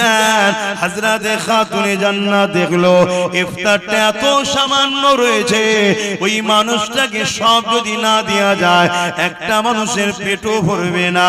তাই খাতুনে জান্নাত ওই ইফতারের পাত্রটাকে নিয়ে হযরতে মাওলা আলী স্বামীকে দিয়ে দিলে, যান এই মুসাফিরটাকে দিয়ে দেন, ওই গরীব ক্ষুধার্তটাকে দিয়ে দেন। হযরতে খাতুনে জান্নাতের কথা শুনে মাওলা আলী বলল, না, আমার বাচ্চা দুটো রোজা রেখে আছে, তারা ইফতার কি করবে? তুমি আমি না হয় বড় মানুষ নাই করলা, দুটো ছোট্ট ছোট্ট বাচ্চা, তারা রোজা রেখে সারা দিন রয়েছে, সেহরিতে পানি খেয়েছে, তারা কি ইফতার করবে? একবার মাওলা আলী বলল, না। মাওলা আলী ইফতারের থালিটা নিয়ে গিয়ে, পাত্রটা নিয়ে গিয়ে ওই মুসাফিরটাকে দিয়ে দিল। মুসাফির চলে গেল। মান্যতে রোজা ছিল, পরের দিন আবার সেহরিতে খাতুনে জান্নাত উঠলো, মাওলা আলীও উঠলো, ইমামে হাসান হোসেন উঠলো, ওই ফিজ্জা নামের কাজের মানুষটা উঠলো। 5 জনে আবার সেহরিতে পানি খেলে, আবার রোজা নিয়ত করে নিলে। আবার মাওলা আলী দিনের বেলা কাজের জন্য বেরিয়ে গেলে, আবার সামান্য কিছু অর্থ মিলল, তা থেকে আবার কিছু জবের আটা, রুটি আর কিছু খাজুর কিনে নিয়ে এসে ইফতারির জন্য তৈরি হতে লাগলো। আজানের অপেক্ষায় রয়েছে। দ্বিতীয় দিনে সে ইফতারেতে হঠাৎ করে দরজার গোড়ায় আবার প্রথম দিনের না একজন মুসাফির এসে সালাম দিয়ে আওয়াজ দিলে, এ আহলে রাসূলরা, আমি বড় ক্ষুধার্ত রয়েছি, আমাকে কিছু খেতে দেন, আমাকে ফিরিয়ে দেবেন না? হযরতে খাতুনে জান্নাত প্রথম দিন স্বামীর হাতে তুলে দিয়েছিল। মায়ের নকশা কদমে চলে বাচ্চারা, এই জন্য বলা হয় বাচ্চাদের প্রথম শিক্ষিকা হলো মা। তাই হযরতে ইমাম হোসেন পাক উঠে দাঁড়িয়ে গেলেন, ওই ইফতারের পাত্রটা নিলেন, সোজা সোজা গিয়ে ওই মুসাফিরের হাতে দিয়ে ঘরে এসে বসে পড়লেন। যে আজান দিল পানি দিয়ে ইফতারটা করে নিল। এ যুবকেরা তরুণেরা দ্বিতীয় দুটো রোজা রাখা হয়ে গেল। তৃতীয় দিনে সেহরিতে আবার খাতুনে জান্নাত উঠলো, মৌলা আলী উঠলো, ইমাম হাসান হোসেন উঠলো, ফিজ্জা নামে মানুষটা উঠলো, ফিজ্জা নামে কাজের মহিলাটা উঠলো। এমন করে সেহরিতে আবার পানি খেলেন, রোজার নিয়ত করে নিলে। 3 দিনের দিনে মৌলা আলী তিনি আবার কাজে বেরোলেন। একভাবে পানি ছাড়া অন্য কিছু যার পেটে পড়েনি জিনার, তিনি বড় দুর্বল হয়ে গেলে। 3 দিনে তিনি বড় কষ্ট করে কাজ করে সামান্য কিছু আবার অর্থ পেলে তা দ্বারা জবেরাটা রুটি আবার খাজুর নিয়ে ঘরে ফিরলেন। 3 দিনের দিনে শরীর চলছে না। আমার নওজওয়ানেরা নিজের দিকে তাকাও আর নবীর বংশের দিকে তাকাও। খানদানে রাসূল আওলাদে রাসূল নবীর কলিজা টুকরি খাতুনে জান্নাতের দিকে দেখো, ইমাম হাসান হোসেনের দিকে দেখো, মৌলা আলীর দিকে দেখো। পুরো কায়নাত জান্নাতের জন্য তৈরি হয়েছে। সেই ইমাম হাসান হোসেনের দিকে দেখো, তাদের জিন্দেগিটা কেমন ছিল আর আমার তোমার জিন্দেগি কেমন হচ্ছে। এত আল্লাহ শান্তি দিয়েছে, তাও আমরা ইসলাম থেকে দূরে সরে যাচ্ছি। আল্লাহ ছাড় দিয়েছে, ছেড়ে দেয়নি আমাদেরকে, ধরবে। এ নওজওয়ানেরা 3 দিনের দিনও আগে 2 দিনের মতো যখন ইফতার রেডি হয়ে গেছে, এক মুসাফির অজিনা এসে আওয়াজ দিতে লাগলেন, এ আহলে রাসূলরা বড় ক্ষুধার্ত রয়েছি, কিছু দেন, ফিরিয়ে দেবেন না। প্রথম দিনে খাতুনে জান্নাত মৌলা আলীর হাতে দিয়ে পাঠিয়েছিল। দ্বিতীয় দিনে ইমাম হোসেন হাসান বাগ নিজে আগিয়ে চলে গেছে। তৃতীয় দিনে ইমাম হোসেন বাগ ছোট ভাই তিনি উঠে দাঁড়িয়ে গেলে ইফতারের পাত্রটা নিলেন, আগিয়ে গিয়ে মুসাফিরকে দিয়ে পানি পান করে ইফতারটা করে নিলেন।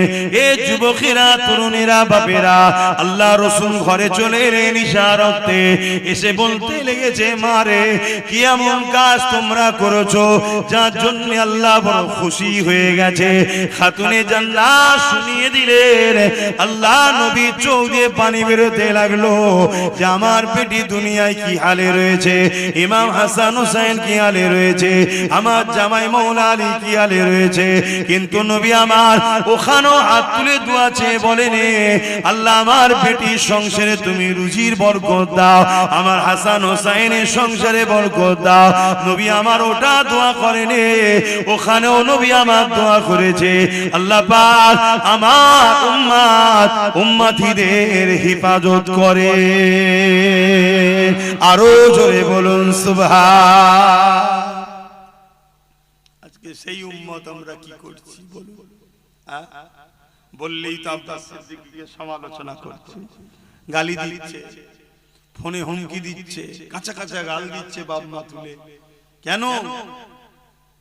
আজ ইসলাম মিটে যাচ্ছে, কথা বলছি তাই।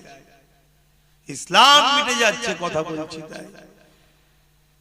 ভাবুন, আল্লাহ কিন্তু ছাড়বে না। কত কষ্ট করে তারা এই দিনের জন্য সব কিছু কুরবান করেছে। আর আজকে আমরা আরাম আয়েশের জিন্দেগি কাটিয়ে ইসলামকে ক্ষতি নিজেরাই করছি। আল্লাহ ছেড়ে দেবে না, এখনো সময় আছে, তওবা করেন, পরিবর্তন হন, ভাবেন গরিবকে কিভাবে ভালোবাসতে হয়। দেখুন আরো একটা নিকের কথা, আম্মা জান, অসুবিধা হচ্ছে না তো ভাই? আপনাদের অসুবিধা হচ্ছে না তো? কেন আমার পরে তারপরে নামাজ হবে বললো।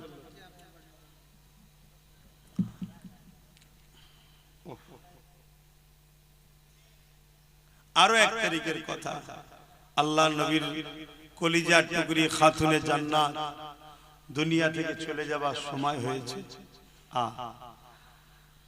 হযরতে মাওলা আলী হুজুরের কোলে মাথা রেখে খাতুনে জান্নাত চোখ মুজে শুয়ে আছে, যাবার সময় একদম শেষের দিকে দুনিয়া থেকে পর্দা নেবেন। ইন্তেকাল করার সময় এসে গেছে।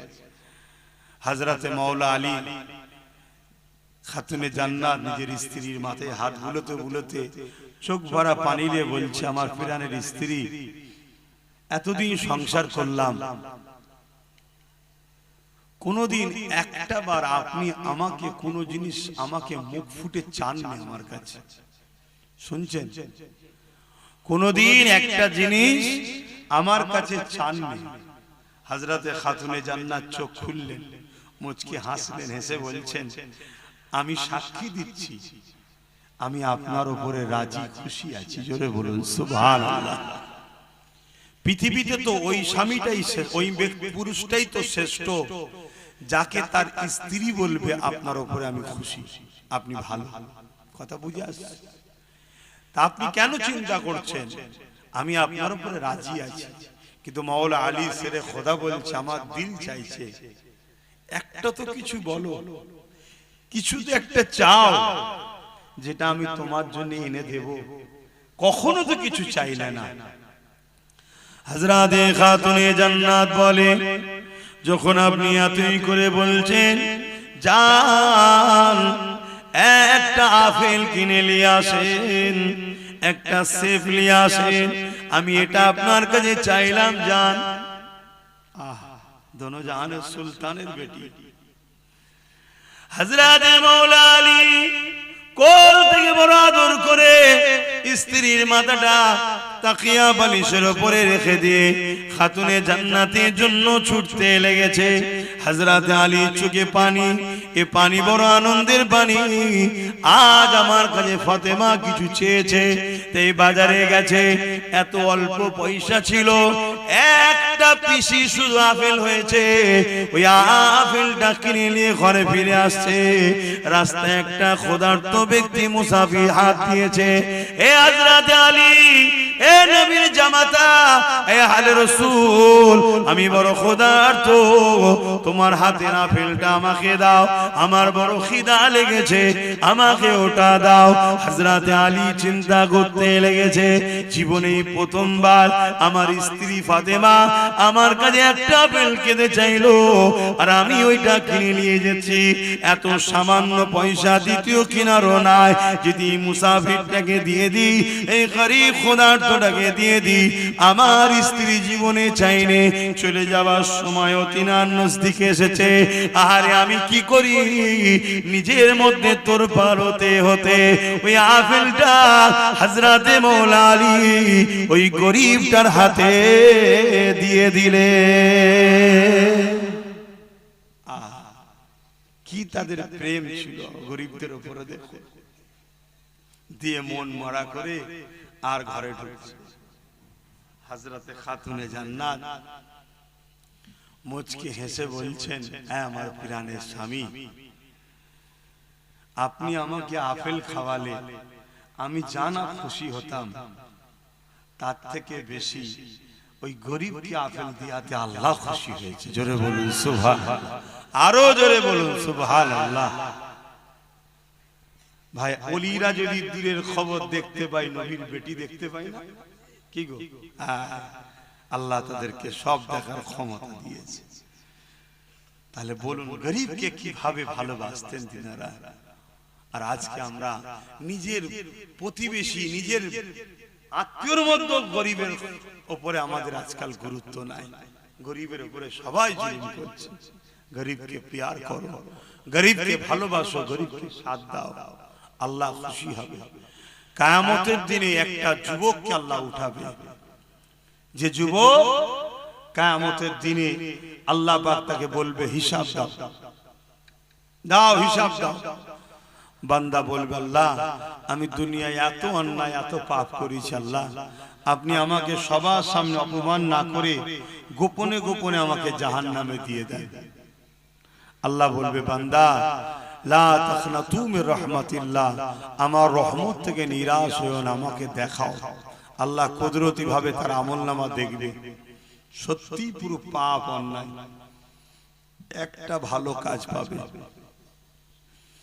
আল্লাহ পাকে যেটা দেখে বড় পছন্দ হয়ে যাবে, আল্লাহ পাক বলবে বান্দারে তোমার সবই তো অন্যায় দেখলাম, তোমার সবই তো পাপ দেখলাম ও আমার বান্দা, তবে তোমার একটা ভালো কাজ দেখেছি যেটা আমি বড় রাজি খুশি হয়েছি।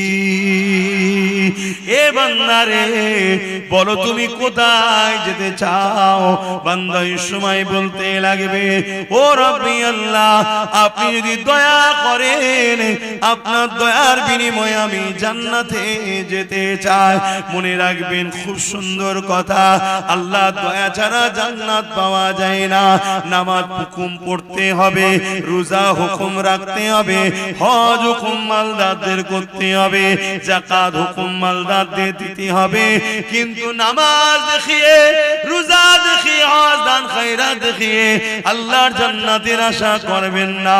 কেননা আমাকে যে আল্লাহ এই যে জমিনের উপরে খাওয়াচ্ছে, জমিনের উপরে বাঁচিয়ে রেখেছে, এই যে নিঃশ্বাস টানছি ছাড়ছি, এর ঋণ কখনো শোধ করতে পারবেন না। কিয়ামতের দিনে একটা বান্দাকে আল্লাহ উঠিয়ে জিজ্ঞাসা করবে বান্দারে বলো তুমি কোথায় যেতে চাও? ওই বান্দাকে আল্লাহ 500 বছর হায়াত দিয়েছিল দুনিয়ার জমিনে, ওই বান্দা বলতে লাগবে ও রব্বি আল্লাহ 480 বছরের বেশি ধরে দুনিয়ার জমিনে জ্ঞান বিবেক হওয়ার পর থেকে আপনাকে সিজদা দিয়ে দিয়ে পেট পিঠ পেদমন করে কোমরকে ধনুক বানিয়ে দিয়েছি এবং রোজা রেখে রেখে পেট পিঠকে সমান করে দিয়েছে। ও রব্বি আল্লাহ জঙ্গলে পাহাড়ে গিয়ে নোনা পানির এলাকাতে ওই জায়গায় গিয়ে আমি আপনার ইবাদত করেছি 480 বছরের বেশি।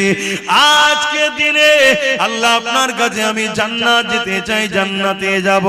আল্লাহ পাক ওই সময় বলবে ওরে আমার ফেরেশতারে এই বান্দাকে আমার জাহান্নামটা একটু দেখিয়ে নিয়ে আসো। 500 বছর হায়াত, 480 বছর পিলাসে ইবাদত করেছে আল্লাহ, সেজদা দিয়ে দিয়ে নিজের পিঠকে ধনুকের নাই করে ফেলেছে, রোজা রেখে রেখে পেট পিঠ সমান করে ফেলেছে, এত আল্লাহর ইবাদত বান্দেগি করেছে। লোকালয় ছেড়ে গিয়ে পাহাড় জঙ্গলে ছিল। সেই বান্দাকে আল্লাহ ফেরেশতা বলবে, আল্লাহ বলবে ফেরেশতা একে তোমার জাহান্নাম ঘুরিয়ে নিয়ে আসো, দেখিয়ে নিয়ে আসো। এ নওজওয়ানেরা আল্লাহর ফেরেশতারা তাকে নিয়ে যাবে। যেতে যেতে পথের মধ্যে এক জায়গাতে এমন সময় পিপাসা লেগে যাবে, কেননা জাহান্নামে তাপ আসতে লেগেছে, পিপাসা লেগে যাবে, এত পিপাসা লেগে যাবে। ওই সময় ফেরেশতাদেরকে ওই বান্দা বলতে লাগবে ও আল্লাহ পাকের ফেরেশতারে আমাকে বড় পিপাসা লেগেছে, আমাকে পানি পান করো। ওই সময় ফেরেশতারা বলবে তোমরা দুনিয়ার বান্দা ছিলে, এখন পরকালে এসেছো, কোন জিনিস কি বিনিময় ছাড়া হয়? তোমাকে যে আমি পানি দেব এর বিনিময়ে তুমি কি দেবে? তোমার তো কিছুই নাই। ওই সময় ফেরেশতারাই স্মরণ করিয়ে দেবে হ্যাঁ তোমার অনেক নেক আমল রয়েছে, যদি এই আমলগুলো আমাকে দিয়ে দাও তাহলে তোমাকে আমি পানি পান করাবো। ভাইরা মন দিয়ে শোনেন, বাপেরা মন দিয়ে শোনে, মা বোনেরা মন দিয়ে শোনে, দুনিয়ার হাওয়া গায়ে লাগছে, আখিরাত কত কঠিন জায়গা বুঝতে পারছি না, কবর কত কঠিন জায়গা বুঝতে পারছি না। এই সময় তুই বান্দা এত পিপাসা লাগবে সে বেখিয়াল হয়ে যাবে, সমস্ত আমলকে দিয়ে দিয়ে এক পাত্র গিলাস পানি পান করার পরে তার মধ্যে তৃপ্তি হবে। ওই সময় আওয়াজ দেবেন আল্লাহ আমার ফেরেশতারে ওই বান্দাকে নিয়ে চলে আসো, যে জায়গাতে পানির পিপাসা লেগেছে ওখান থেকে জাহান্নাম আরো হাজার হাজার বছরের রাস্তা এখনো রয়েছে। ভাইরা আমার এই পিপাসা এত দূর থেকে জাহান্নামের তাপে লাগবে, সমস্ত আমলের বিনিময়ে এক গিলাস পানি সে খরিদ করে ওই পানি পান করবে। আল্লাহ দরবারে ফিরিয়ে নিয়ে আসা হবে, আল্লাহ পাক আবার জিজ্ঞাসা করবে ওরে আমার বান্দা তুমি কোথায় যেতে চাও? বান্দা আবার বলবে আল্লাহ 480 বছরের উপরে আপনার ইবাদত বندگی করেছে। আপনি আমাকে 500 বছর হায়াত দিয়েছেন, জ্ঞান বিবেক বুদ্ধি যখনই হয়েছে সিজদায় পড়ে পড়ে পড়ে পড়ে পিঠকে ধনু বানিয়ে দিয়েছি। রোজা রেখে রেখে আমি এমন করে পিঠকে সমান করে দিয়েছে। আল্লাহ পাক এই আমলের বিনিময়ে আমি জান্নাতে যেতে চাই। আমার আল্লাহ বলবে বান্দারে তোমার আমল তো এখন আর নেই, এক গিলাস পানির বিনিময়ে তোমার আমল তো তুমি ফেরেশতাদের দিয়ে দিয়েছো। বান্দা মাথা হেঁট হয়ে যাবে। আল্লাহ বলবে বান্দা মাথা তোলো, বলো কোথায় যাবে। বান্দার জবানের বল বন্ধ হয়ে যাবে, চোখ দিয়ে পানি বেরোতে লাগবে, হায় আমি কি করলাম।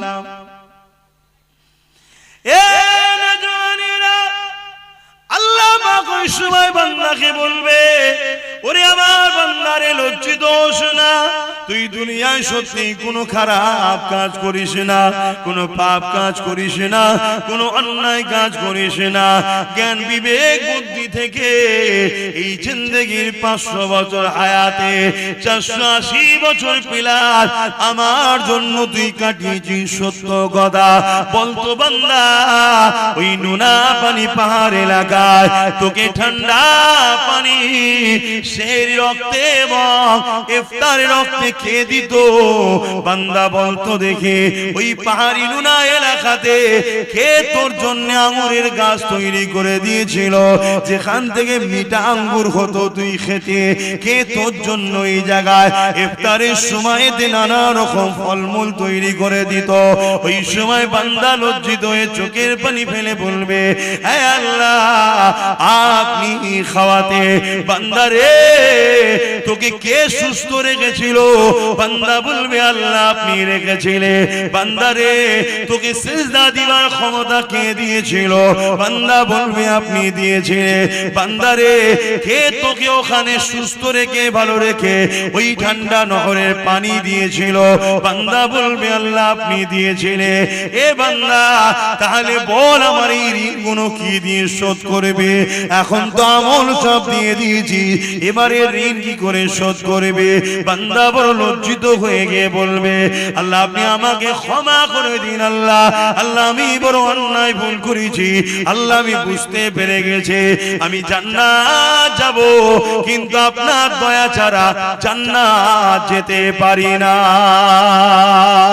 এ যুবকেরা তরুণীরা আল্লাহ পাকের দয়া তো বড়, সাবাকাত রহমাতি আলা গাযাবি, আল্লাহ রহমত ও গজবের প্রতিযোগিতায় আমার আল্লাহর রহমত প্রতিবারে ফাস্ট হয়ে যায়।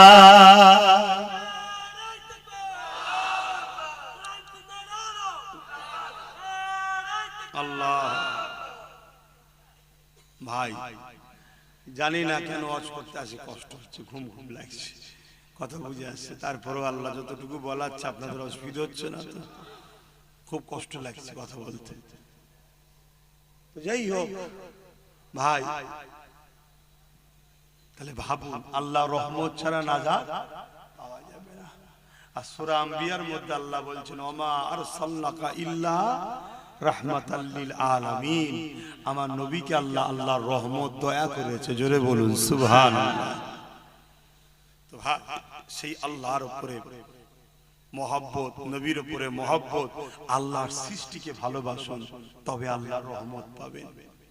যে কথা বলছিলাম ওই যুবকটা, ওই বান্দাকেও আল্লাহ সেদিন নাজাত দেবে। জোরে বলুন সুবহানাল্লাহ।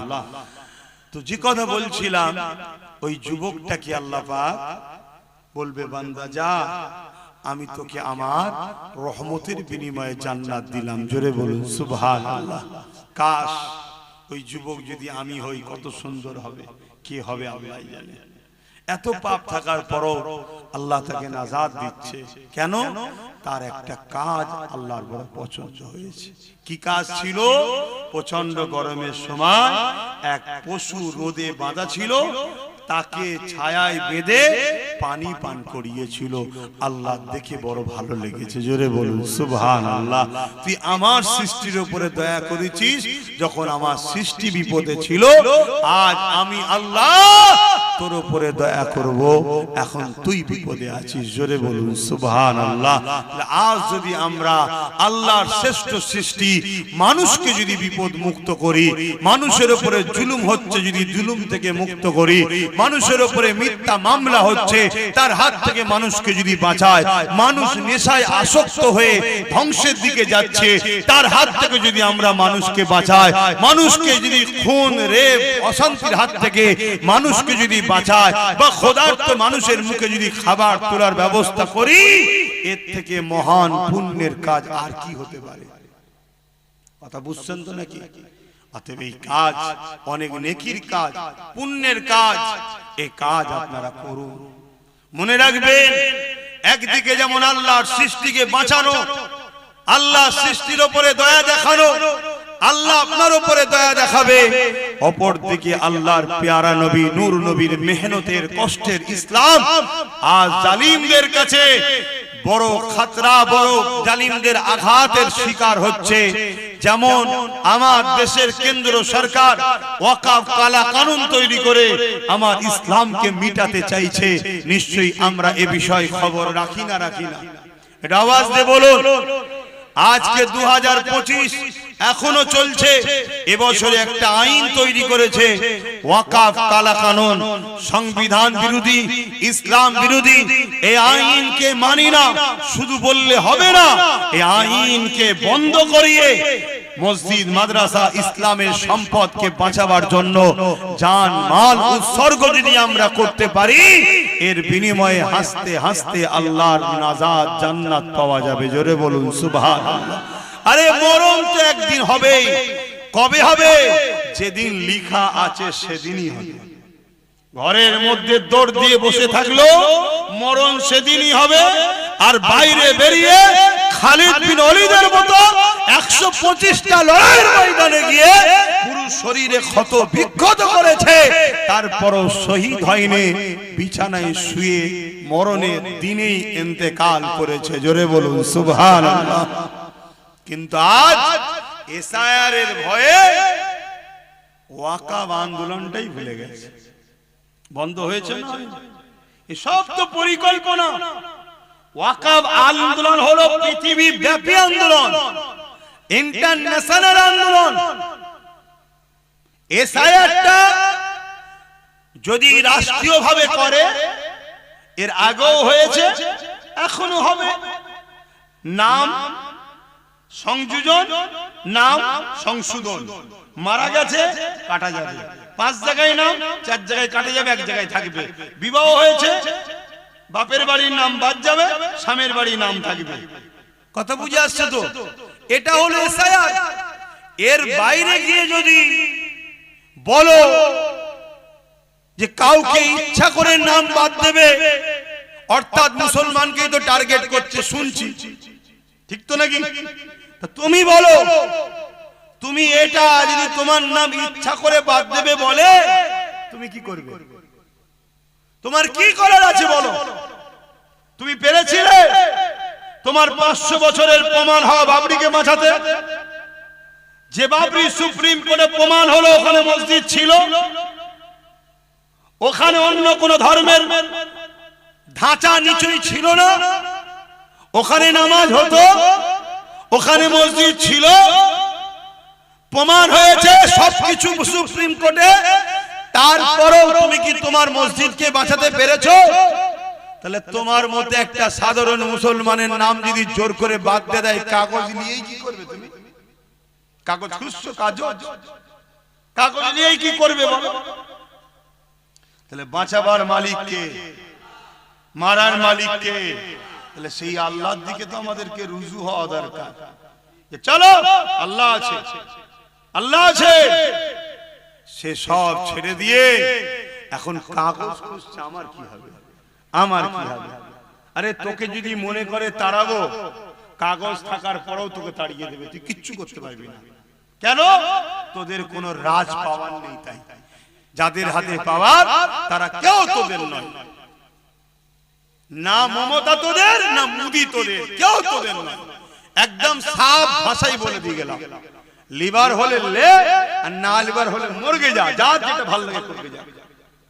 কিন্তু আমার বক্তব্য এটা, আল্লাহর দ্বীনের ঘর, মসজিদ, মাদ্রাসা, কবরস্থান, ঈদগাহ, খানকা, যেটা ইসলামের পহচান, 29 লক্ষ বিঘে জায়গা মুসলমান ধর্মের অ্যাসেট, মুসলিম ধর্মের পহচান, আজকে সেইটাকে মিটিয়ে দিবার প্ল্যান চলছে। সেটাকে ভুলাবার জন্যই হয়তো এসআর হতে পারে। এই কথা বুঝছেন না? বুঝেন না? সেটা ভুলাবার জন্য তো হতে পারে। সেটা ভুলে গেছি আমরা। সেটা নিয়ে কোনো আন্দোলন নেই। আলহামদুলিল্লাহ আজকে তারিখ পর্যন্ত প্রত্যেকটা জলসায় হলো একটুখানি হলো আমি বলছি ওয়াকফ নিয়ে, একটুখানি হলো আমি আলোচনা করি। কেন করি?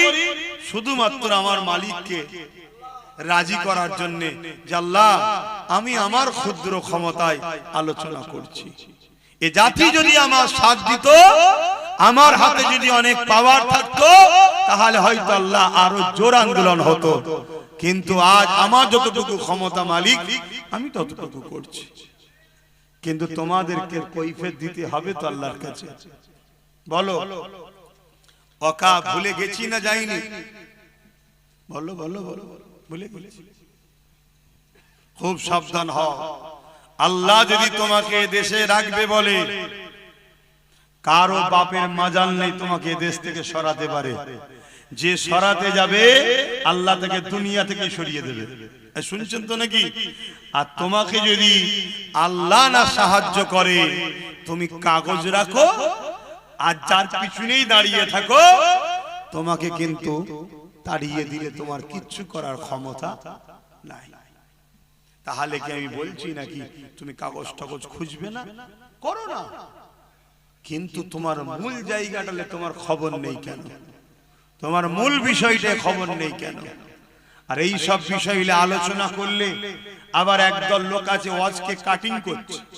কাটিং করে ছোট ছোট করে 29 minute, 30 minute, 20 minute, sorry 29 second, 30 second, 20 second সব আমার বিরুদ্ধে প্রচার করছে ভুলভাল, যাতে করে সমাজ আমাকে ঘৃণা করে, সমাজ আমাকে ভুল বোঝে। এসবও চলছে। এক কথা বুঝছেন তো ভাই? আবার কিছু উলামাকে দেখছি, কিছু সবাই না, কিছু পীর পীরজাদা বক্তাকে দেখছি যারা ওয়াকফ ভুলে গেছে, তাদের দুনিয়ার নেতা নেত্রীদেরকে জিতাবার জন্য পেরেশানে আছে। শুনছেন তো নাকি? তাদের মসজিদ তাদের কথা নেই। এই সব কিছুকে খেয়াল করে আমি যখন কিছু কথা কিছু কিছু জায়গায় বলেছি, সেগুলোকে পুরো না দিয়ে কেটে কুটে উল্টো পাল্টা করে ছড়িয়েছে। সমাজে বিভ্রান্ত ছড়াবে না ছড়াবে না? একটু বলুন না গো, বিভ্রান্ত ছড়াবে না ছড়াবে না? বিভ্রান্ত ছড়াচ্ছে। তার মধ্যে একটা বিভ্রান্ত হলো আব্বাস সিদ্দিকী বলেছে টিএমসি কে ভোট দেওয়া হারাম। শুনেছেন আপনারা? একটু হ্যাঁ কি না বলবেন তো? কারা কারা শুনেছেন একটু হাত তুলে সাক্ষী দেন। শুনেছেন? বাবা, তাহলে গালি গালাজও করেছেন তো নাকি? আমাকে গাল দেন না কেন? একটু শখ যাই দাও না। দিচ্ছে তো অনেকে, অনেকে তো দিচ্ছে। হায় হায় হায়, কি জন্য দিচ্ছি রে? না ওর বেঈমান, জালিম, অত্যাচারী, শয়তান নেতা নেত্রীর বিরুদ্ধে বলেছি তাই গাল দিচ্ছে। আর ওদের বেঈমান, শয়তান, জালিম নেতা নেত্রীগুলো আমার আল্লাহর মসজিদ মাদ্রাসার বিরুদ্ধে বলেছে, তখন ওদের মুখে কোনো কথা নেই। তাহলে মুসলিম না মুসলিম সূরাতে মুনাফিক?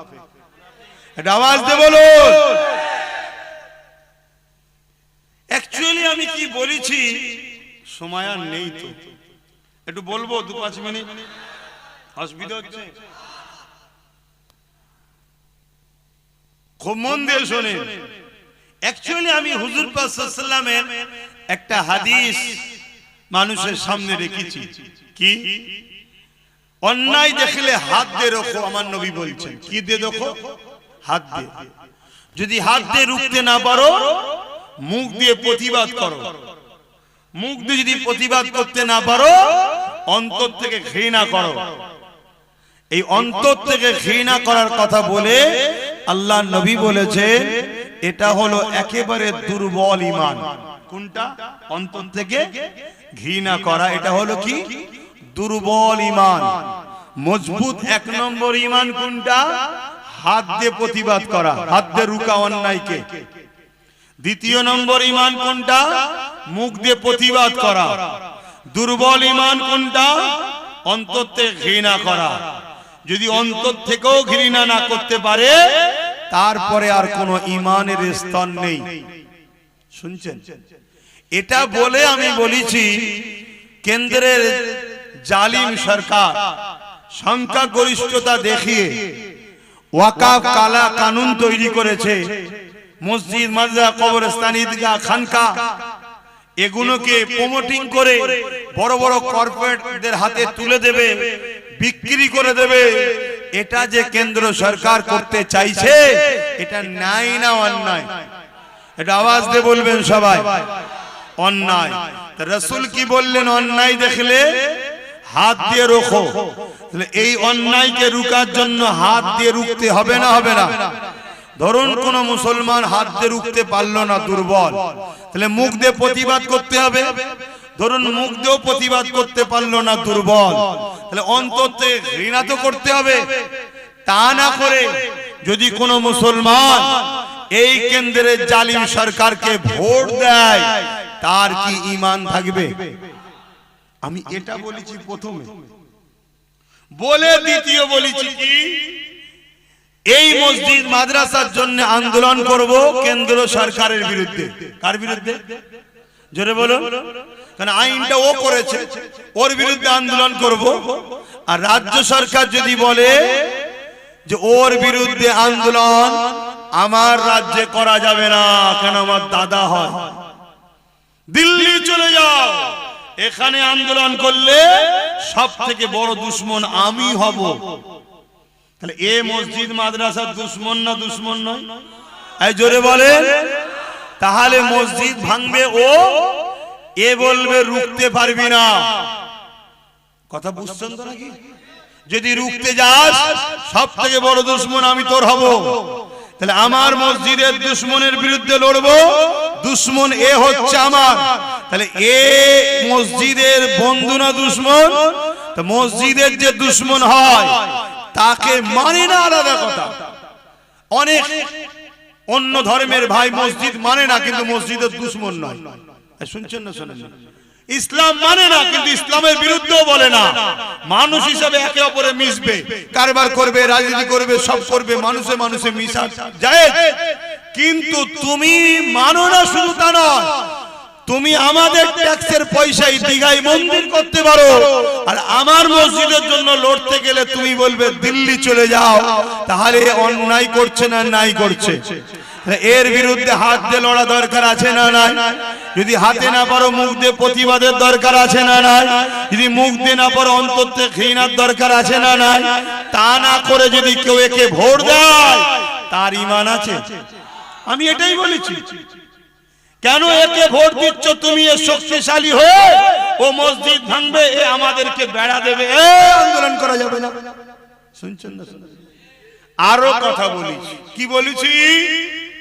কি বলেছি? মন্দির বানাচ্ছে ট্যাক্সের পয়সায়, চলো, তারপরও চলো, ছেড়ে দাও, কথা বুঝে আসছে। কিন্তু তুমি মন্দির বানিয়ে প্রসাদ খাইয়ে মুসলিম সমাজকে কাফের বানাবার পরিকল্পনা করেছে না করেনি? রেশনের মধ্যে দিয়ে প্রসাদ পাঠিয়েছে না পাঠায়নি? বুকে হাত দিয়ে বলুন প্রসাদ খেলে ঈমান থাকে? জোরে বলো ঈমান থাকে? তাহলে তুমি এক মন্দির করলে রাজকোষের টাকা, এটা যেমন অন্যায়, তারপরেও চলো সম্প্রীতির স্বার্থে, বৃহৎ স্বার্থে চুপ করে গেলাম, কিন্তু তুমি প্রসাদ খাইয়ে মুসলিম সমাজের ঈমানকে লুটতে চেয়েছো, আমাদের বেঈমান বানাতে চেয়েছো, এটা নাই না অন্যায়? তাহলে এই অন্যায়ের বিরুদ্ধে হাত দিয়ে রুখা দরকার আছে না নাই? মুখ দিয়ে প্রতিবাদের দরকার আছে না নাই? অন্তর থেকে ঘৃণার দরকার আছে না নাই? তা না করে একে আবার ভোট দিয়ে শক্তিশালী করছো যাতে করে আরো কিছু হারাম খাইয়ে মুসলমানদেরকে কাফের বানায়। অতএব এই কাফেরের যে শাস্তি হবে সে বেটাও কাফের হবে। কথা বুঝছেন না? বোঝেন না? তুই রাজনীতি করছিস, করকে যা বাবা, মানুষের রুজি রুটি কারবার ব্যবসা বাণিজ্যের কথা বলবি। আমি আসবো হুজুর, মানুষ জলসা করবো, চলে যাব। তুই রাজনীতির নামে যদি আমাদের ঈমান লুটতে চাস তাহলে আমার কি দায়িত্ব নয় জাতিকে জাগানো? কথা বলছে না তো, এজন্য আমি বলেছি। কিন্তু এসব কথা বলার পরে আর একটা কথা বলেছি, শুনবেন না? এ বলেছিল কোরআন শেষ হয়ে যাবে, আমার উন্নতি শেষ হবে না। এ কথাটা মানেন? নাই না অন্যায়, এ কথাটা বলেছে নাই না অন্যায়। ওর উন্নতি শেষ হবে, ওর উন্নতি শেষ হবে না হবে না? আমার কোরআন শেষ হয়ে যাবে। দুদিন পরে কোন জাহান্নামে ঢুকে যাবে কোনো ঠিক আছে? হ্যাঁ, ও বলছে আমার কোরআন শেষ হয়ে যাবে। এ কথা বুঝছেন না? এই বিষয়ে মোল্লা মৌলী সাহেবদের কথা আছে। ওজন আমি আব্বাস সিদ্দিকী যখন বিরোধী করি, আমার বিরুদ্ধে বলার জন্য অনেক মৌলী সাহেব বাজারে আছেন না? নয়, হ্যাঁ, এদের ভাড়া করা দালাল, ওগুলো এদের ভাড়া করা দালাল। চিনে রাখো, হতভাগা আকবর এরকম মৌলী সাহেবকে পয়সা দিয়ে দালাল তৈরি করেছিল, যাদের দ্বারা দ্বীনে ইলাহি কোরআনের বিরুদ্ধে কিতাব লিখেছিল। শুনছেন? হ্যাঁ, দ্বীনের স্বার্থে বলে যাচ্ছি। এতে যদি আব্বাস সিদ্দিকীর কপালে খোদা যা লিখে রেখেছে আমি সেটা মানতে রাজি। কথা বুঝে আসছে না? নাই, হ্যাঁ, দ্বীনের জন্য বলতে হবে না হবে না? আমার বাপেরা কি বলছেন, বলতে হবে না হবে না? হ্যাঁ, তোমার পেট দেখছ আব্বা, আমার মায়েরা মদের টাকা খুব লিচ্ছ। হ্যাঁ, মদ বিক্রি করার টাকা দিচ্ছে বাড়ি বাড়ি, ওই টাকায় তুমি ছেলেকে খাওয়াচ্ছ। মনে রেখে দিও, তোমার ছেলে এত বিস্ফোরা হবে, একটু বড় হতে দাও না, চুলের মুঠি ধরে পিটবে। তুমি কত তাবিজ করবে মা, কোন তাবিজ কাজে লাগবে না। কেন? গোড়াই গন্ডগোল করে ফেলেছে। শুনছেন তো নাকি? না গায়ে লাগছে সব? এখনো সময় আছে, তওবা করো। এবারে এর এসব বলার পরে একটা কথা বলেছি, কি যদি কেউ বলো যে এ মিস করে বলে ফেলেছে, এটা স্লিপ হয়ে গেছে, এই শুনছেন তো নাকি? এটা ভুল করে বলে ফেলেছে, যদি কেউ বলে, শুনছেন তো নাকি? আমি তখন এটাও বলেছি, তাহলে একে ক্ষমা চাইতে বলো, একে বলো যে আমার ওটা বলা ভুল হয়েছে, তোমরা আন্দোলন করো কিন্তু রাস্তা বন্ধ করো না। কেন? আমার বাংলায় যাতে মানুষ চলতে পারে। হ্যাঁ, বলার অধিকার আছে, তার রাজ্য সে দেখবে না, সে দায়িত্ব আছে। কিন্তু দিল্লি চলে যাও বললি তুই, মানে দাদাগিরি দিচ্ছি, মস্তান হয়ে গেছি না, ক্ষমতা খুব। হ্যাঁ, শোন, এখানে অনেকে ছিল, আমরা সরে যেতে না, রাস্তার কুকুরও তাকে চিনতে পারে না। আর এক কথা ভুল বলছি? বিগত দিন অনেকে বলেছিল অনেক কিছু, আমরা যেই পাশ থেকে সরে গেছি মুচুট খেয়ে গুজুরে পড়ে গেছে, গার্ডও চলে গেছে, আর রাস্তায় গেলে কোনো কুকুরও দেখেনি যে আমাদের মুখ্যমন্ত্রী এসছে রে, কেউ বলেনি। কথা ভুল বলছি? আমাদের ভোট নেবে আর আমাদেরকে দিল্লি দেখাবে, এটা অন্যায় হচ্ছে না? নাই হচ্ছে। এরপরও আমি বলেছি যদিও ক্ষমা চেয়ে তাহলে আমি বলবো না ক্ষমা চেয়েছে। যতদিন না ক্ষমা চাইবে, আল্লাহ যতদিন আমায় বলাবে আমি বলবো। কারো যদি আপত্তি হয়, সেই মুসলমানকে বলবো কলেমায় রুদ্ধ কবুর পরে নতুন করে মুসলমান হন। তোর কাছে বেঈমান নেতা আগে, ইসলামের দুশমন আগে, তোর কাছে কোরআন দিন আগে নয়। তুই এত নিকৃষ্ট হয়ে গেলি, তওবা কর, কলেমা পড়। কোন মুসলমান যদি এর পক্ষে থাকে তার ঈমান থাকবে না। শুনছেন তো নাকি? হ্যাঁ, যদি ক্ষমা চেয়ে এলাই তাহলে ভিন্ন বিষয়, রুজি রুটি কারবারের ব্যাপার, দুনিয়াদারি ব্যাপার, চল বাবা, ওটা তোর যার যাকে ভালো লাগে নিয়ে করবে যা, তখন অন্য জায়গায় আসবে, যে যার দলের হয়ে প্রচার করবে। কিন্তু এ তো আমার দিনকে মিটাতে চাইছে। ও হলো প্রকাশ্য দুশমন, এ হলো বন্ধু সেজে দুশমন। এ কথা বুঝছেন? এজন্য আমার বলার দায়িত্ব আছে না নাই? একটু হ্যাঁ কি না বলে। তাই তো আমি বলছি, কে কে বলছেন বলার দায়িত্ব আছে, একটু হাত তুলে সাক্ষী দেন তো দেখি। আল্লাহকে দেখে লম্বা করে হাত তোলে। আশপাশে দেখেন কেউ হাত তুলতে বাকি আছে কি? দেখেন দেখেন কেউ বাকি আছে কি? লম্বা করে হাত তোলে। কেউ বাকি নেই তো? যদি কেউ বাকি থাকে তাকে শুধু চিনে রাখবেন, তার সাথে বিরোধী করবেন না, তাকে চিনে রাখবেন শুধু, যে আমাদের কোরআনের পক্ষে নয়। ব্যাস মিটে গেল। কথা বুঝে আসছে না? নাই তো ভাইরা আমার, এইটাকে আবার কাটিং করেছে একদল মুনাফিক। কাটিং করে কোন একটা বুজুর্গ ব্যক্তির ওয়াজের সঙ্গে আমারটা সেটিং করেছে। কোন একজন বুজুর্গ ব্যক্তি তিনি কোনদিন বলেছিলেন একে সাপোর্ট করার কথা, শুনছেন তো নাকি? সেটা বলেছিল কখন? আজ থেকে 10 বছর আগে। কত বছর আগে? 10 বছর আগে তো আমিও ছিলাম, আপনিও ছিলেন, সবাই তো ছিল, ঠিক না বেটি? আচ্ছা বলুন তো ভাই, আজকে আপনি আমাকে সালাম দিলে উত্তর দেবো না? কালকে যদি আপনি ইসলাম থেকে বেরিয়ে যান, আপনার সাথে সালাম কালাম হবে? 10 বছর আগে বলেছিল নাকি দিল্লি চলে যাও? 10 বছর আগে ওই দুর্গাপুরে বোলডোজার দিয়ে মাদ্রাসা ভেঙেছিল। 10 বছর আগে রাজ্য সরকার বলেছিল যে রাস্তার কুকুরকে খাবার দেবো, কুকুরের বাচ্চাকে, মাদ্রাসার বাচ্চাদেরকে মিড ডে মিল দেবো না, বলেছিল। 10 বছর আগে বলেছিল কোরআন শেষ হয়ে যাবে। 10 বছর আগে বলেছিল কোন একজন এমএলএ মমতাকে আল্লাহ বলছে, নির্মল মাঝি মমতাকে বলছে এটা আমাদের আল্লাহ। মানেন কি হচ্ছে আমার ইসলামটাকে নিয়ে? তোরা রাজনীতি করছিস, করবি যা, আলাদা বিষয়, কিন্তু তুমি রাজনীতির নামে আমার ধর্মকে খিল্লি করবে, ধর্মকে মিটাবার চেষ্টা করবে, তাহলে কথা বলতে হবে। কি বলতে হবে না? হবে না? হ্যাঁ, মনে রেখে দিও, আল্লাহ দ্বীনের জন্য একটা গরিবের নওয়াজি যথেষ্ট, আল্লাহ দ্বীনের জন্য একটা ফারুকে আজমি যথেষ্ট, আল্লাহ দ্বীনের জন্য একটা আবু বকর সিদ্দিকী যথেষ্ট, আল্লাহ দ্বীনের জন্য কাকে আল্লাহ বেছে নেবে সে জানে, একটা মুজাহিদি যথেষ্ট। কিন্তু মনে রাখবে, বাকি যারা কমসে কম অন্তর থেকেও যদি ঘৃণা করো আলাদা কথা, তা না করে যদি ক্ষমতায় আনার জন্য সাপোর্ট করো গোপনে গোপনে, কেউ না জানুক, আল্লাহ জানছে না জানে না, তুমি জবাব দেবে আল্লাহর কাছে, মনে রাখবে। এবারে ওই একটা বুজুর্গ ব্যক্তির কথা আমার সঙ্গে জুড়েছে, তাহলে ইনি কি হবে? আবার অনেকে বলছে এ কথা বললে তাহলে সবাই তো বেঈমান হয়ে গেল। কেন? সবাই যখন দিয়েছিল তখন তো এই কথা বলেনি, এখন বলছে। এখন কেউ একা দেয় কি? দেখ না, যে যে দেবে শেষে বেঈমান। অসুবিধা কি আছে? পীর বলে ফতোয়া কি আলাদা নাকি? মুফতি বলে ফতোয়া আলাদা নাকি? মাওলানা বলে ফতোয়া কি আলাদা নাকি? নবীর হাদিস কেটে দাও। আল্লাহ নবী মিশকাত শরীফের হাদিসে বলছে, কেউ জালিম জানার পরে তাকে যদি কেউ সাপোর্ট করে, সহযোগিতা করে, তাকে যদি কেউ সাথ দেয়, সে ইসলাম থেকে বেরিয়ে যাবে। শুনছেন না? শুনছেন?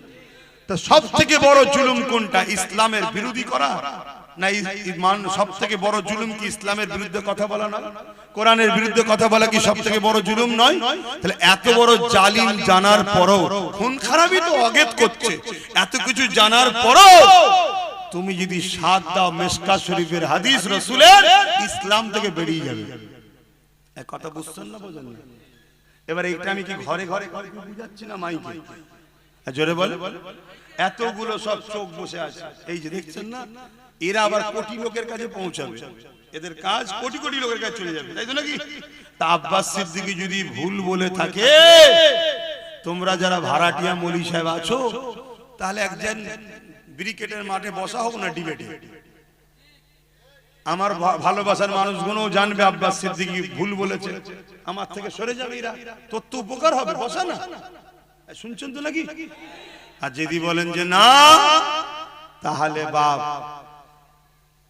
ডাল মে কুছ কালা হ্যায়, ডাল মে কুছ কালা হ্যায়।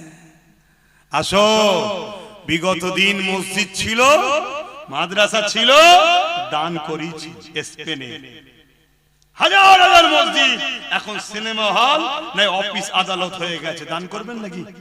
তাহলে বিগত দিন তুমি ভালো ছিলে, বলেছিলে ভালো কাজ করব, মানুষ বিশ্বাস করে দুহাতে তোমার সাথ দিয়েছে, ওটা ছিল ভিন্ন বিষয়।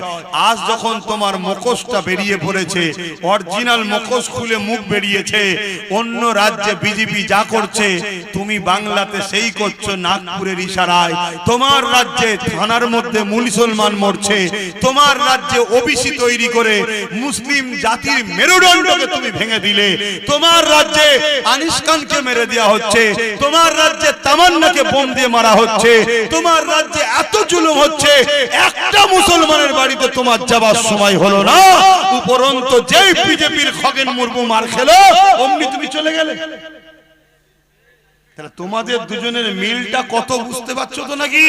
তাহলে অন্য রাজ্যে বিজেপি আরএসএস এর ইশারায় কাজ করছে, তুমি এখানে আরএসএস এর ইশারায় সেই কাজ করছো। ও ডাইরেক্ট, তুমি পিছন থেকে আঘাত করছো। ডাইরেক্ট আঘাতের থেকে পিছনের দুশমন খতরনাক বেশি। নবী বলছে বেশি ভয়ঙ্কর। প্রকাশ্য দুশমন যতই থাক, মুনাফিক সবচেয়ে বড় ক্ষতিকারক। হযরতে সালাউদ্দিন আইবি 12 লক্ষ খাজা সেনা নিয়ে 4 লক্ষর মোকাবেলায় লড়াই করেছিল। করার পরে সালাউদ্দিন আইবি ঘরে এসে মন খারাপ করে বসে আছে। সবাই জিজ্ঞেস করছে, হুজুর আপনার মন খারাপ কেন? আপনি কি খুশি নয় মসজিদে আকসা উদ্ধার হয়েছে? সালাউদ্দিন আইবি বলছেন, খুশি তো জানি, কিন্তু আমাদের মধ্যে কিছু গাদ্দার আছে, এদেরকে যদি বিচার না করা যায় মসজিদে আকসা আবার চলে যাবে। সালাউদ্দিন আইবি একটা গোয়েন্দা টিম তৈরি করলেন, তাদেরকে মসজিদে পাঠালেন, মক্তবে পাঠালেন, খানকায় পাঠালেন, কথা বুঝে আসছে, মাদ্রাসায় পাঠালেন। কেন না? এখানেই গোপন দুশমন থাকে। শুনছেন তো নাকি? 3000 আলেম উলামাকে সালাউদ্দিন আইবি নিজে হাতে করে কতল করেছে। তারা কারা? সুরাতে সকলে মুসলমান মাওলানা, ভেতরে সব ছিল ইহুদিদের চর। তাহলে আজকেও আছে না? না জোরে বলে, চিনবেন কি করে? হক উলামা চিনার একটা নমুনা বলে যাচ্ছি। হক উলামা চিনার নমুনা বলে যাচ্ছি। যদি ভুল হয় উলামা ভাইরা ধরিয়ে দেবেন। উস্তাদ বলে আপনাকে সম্মান করব, আপনার পায়ের জুতো ঘুরিয়ে দেব, আপনার উজুল লুটা পিসাবের লুটাও বইব। পীরের বেটা তো কি হয়েছে, উস্তাদকে সম্মান করতেই হয়। আমার ভুল হলে ধরিয়ে দেবেন, উস্তাদের সম্মান দেব। আর যদি ভুল না হয়, প্রকাশ্য যদি সাথ নাও দিতে পারেন, গোপনে গোপনে আমার সাথে আছেন, এই প্রমাণটা আমার সাথে রাখুন। কথা বুঝে আসছে না? নাই। আমি জানি সব উলামার প্রকাশ্য আসার ক্ষমতা নাই, কারণ সে মজবুরিতে আছে। কথা বুঝে আসছে? কিন্তু গোপনেও যোগাযোগ রাখুন যে আছি ভাই যাই। কথা বুঝে আসছে না? নাই। হক উলামা চিনার নমুনা বলে যাচ্ছি। হক উলামা কোনো দিনের জন্য সময়ের জালিম শাসকের সঙ্গে সম্পর্ক রাখবে না। কি বললাম? হক উলামা সময়ের জালিম শাসকের পক্ষে কখনো থাকতে পারে না। তার নমুনা দিলেন। দাদা হুজুর ব্রিটিশের বিরুদ্ধে ছিল, মুজাদ্দেদ আলফে সানি হতভাগা আকবরের বিরুদ্ধে ছিল, আমার ইমামে আজম সময়ের শাসকের বিরুদ্ধে ছিল, আমার ইমাম মালিক সময়ের শাসকের বিরুদ্ধে ছিল, ইমাম বুখারী সময়ের শাসকের বিরুদ্ধে ছিল। যুগে যুগে যুগে যত বড় বড় হাক্কানি উলামা এসেছে, তাদের সঙ্গে সময়ের জালিম শাসকদের টক্কর ছিল। কথা বুঝছেন? আর জালিম শাসকরা এই সকল উলামাদের উপরে হাজারো টর্চার করেছে, হাজারো জুলুম করেছে। তারা সব জুলুমকে সহ্য করেছে, কিন্তু জালিমের কাছে মাথা নত করেনি। জোরে বলুন সুবহানাল্লাহ। কথা শেষ করছি, ব্যথা পেলেন? আসেন সংক্ষেপ করব, তার আগে একটু সালাম দেব। ইয়া নবী সালাম।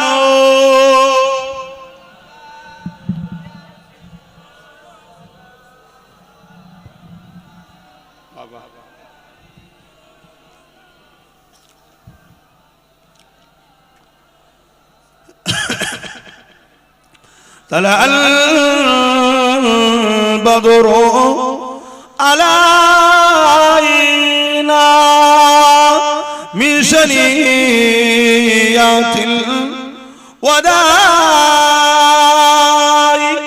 وجب الشكر علينا ما دعا لله أهداي يا نبي سلام يا رسول يا حبيب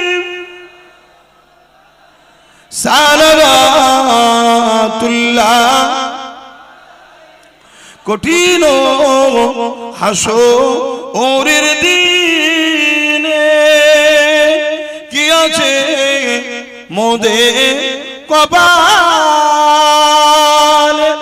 গুনাহগার উম্মাহ আত আপনার লইবেন সঙ্গে মাহশরে নবী সালামুন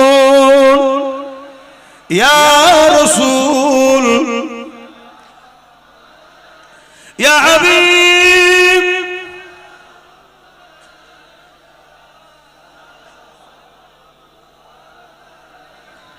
সকলে বসুন বালাগাল উলা বিকামালিহি কাসাবাত তুজা বিজামালিহি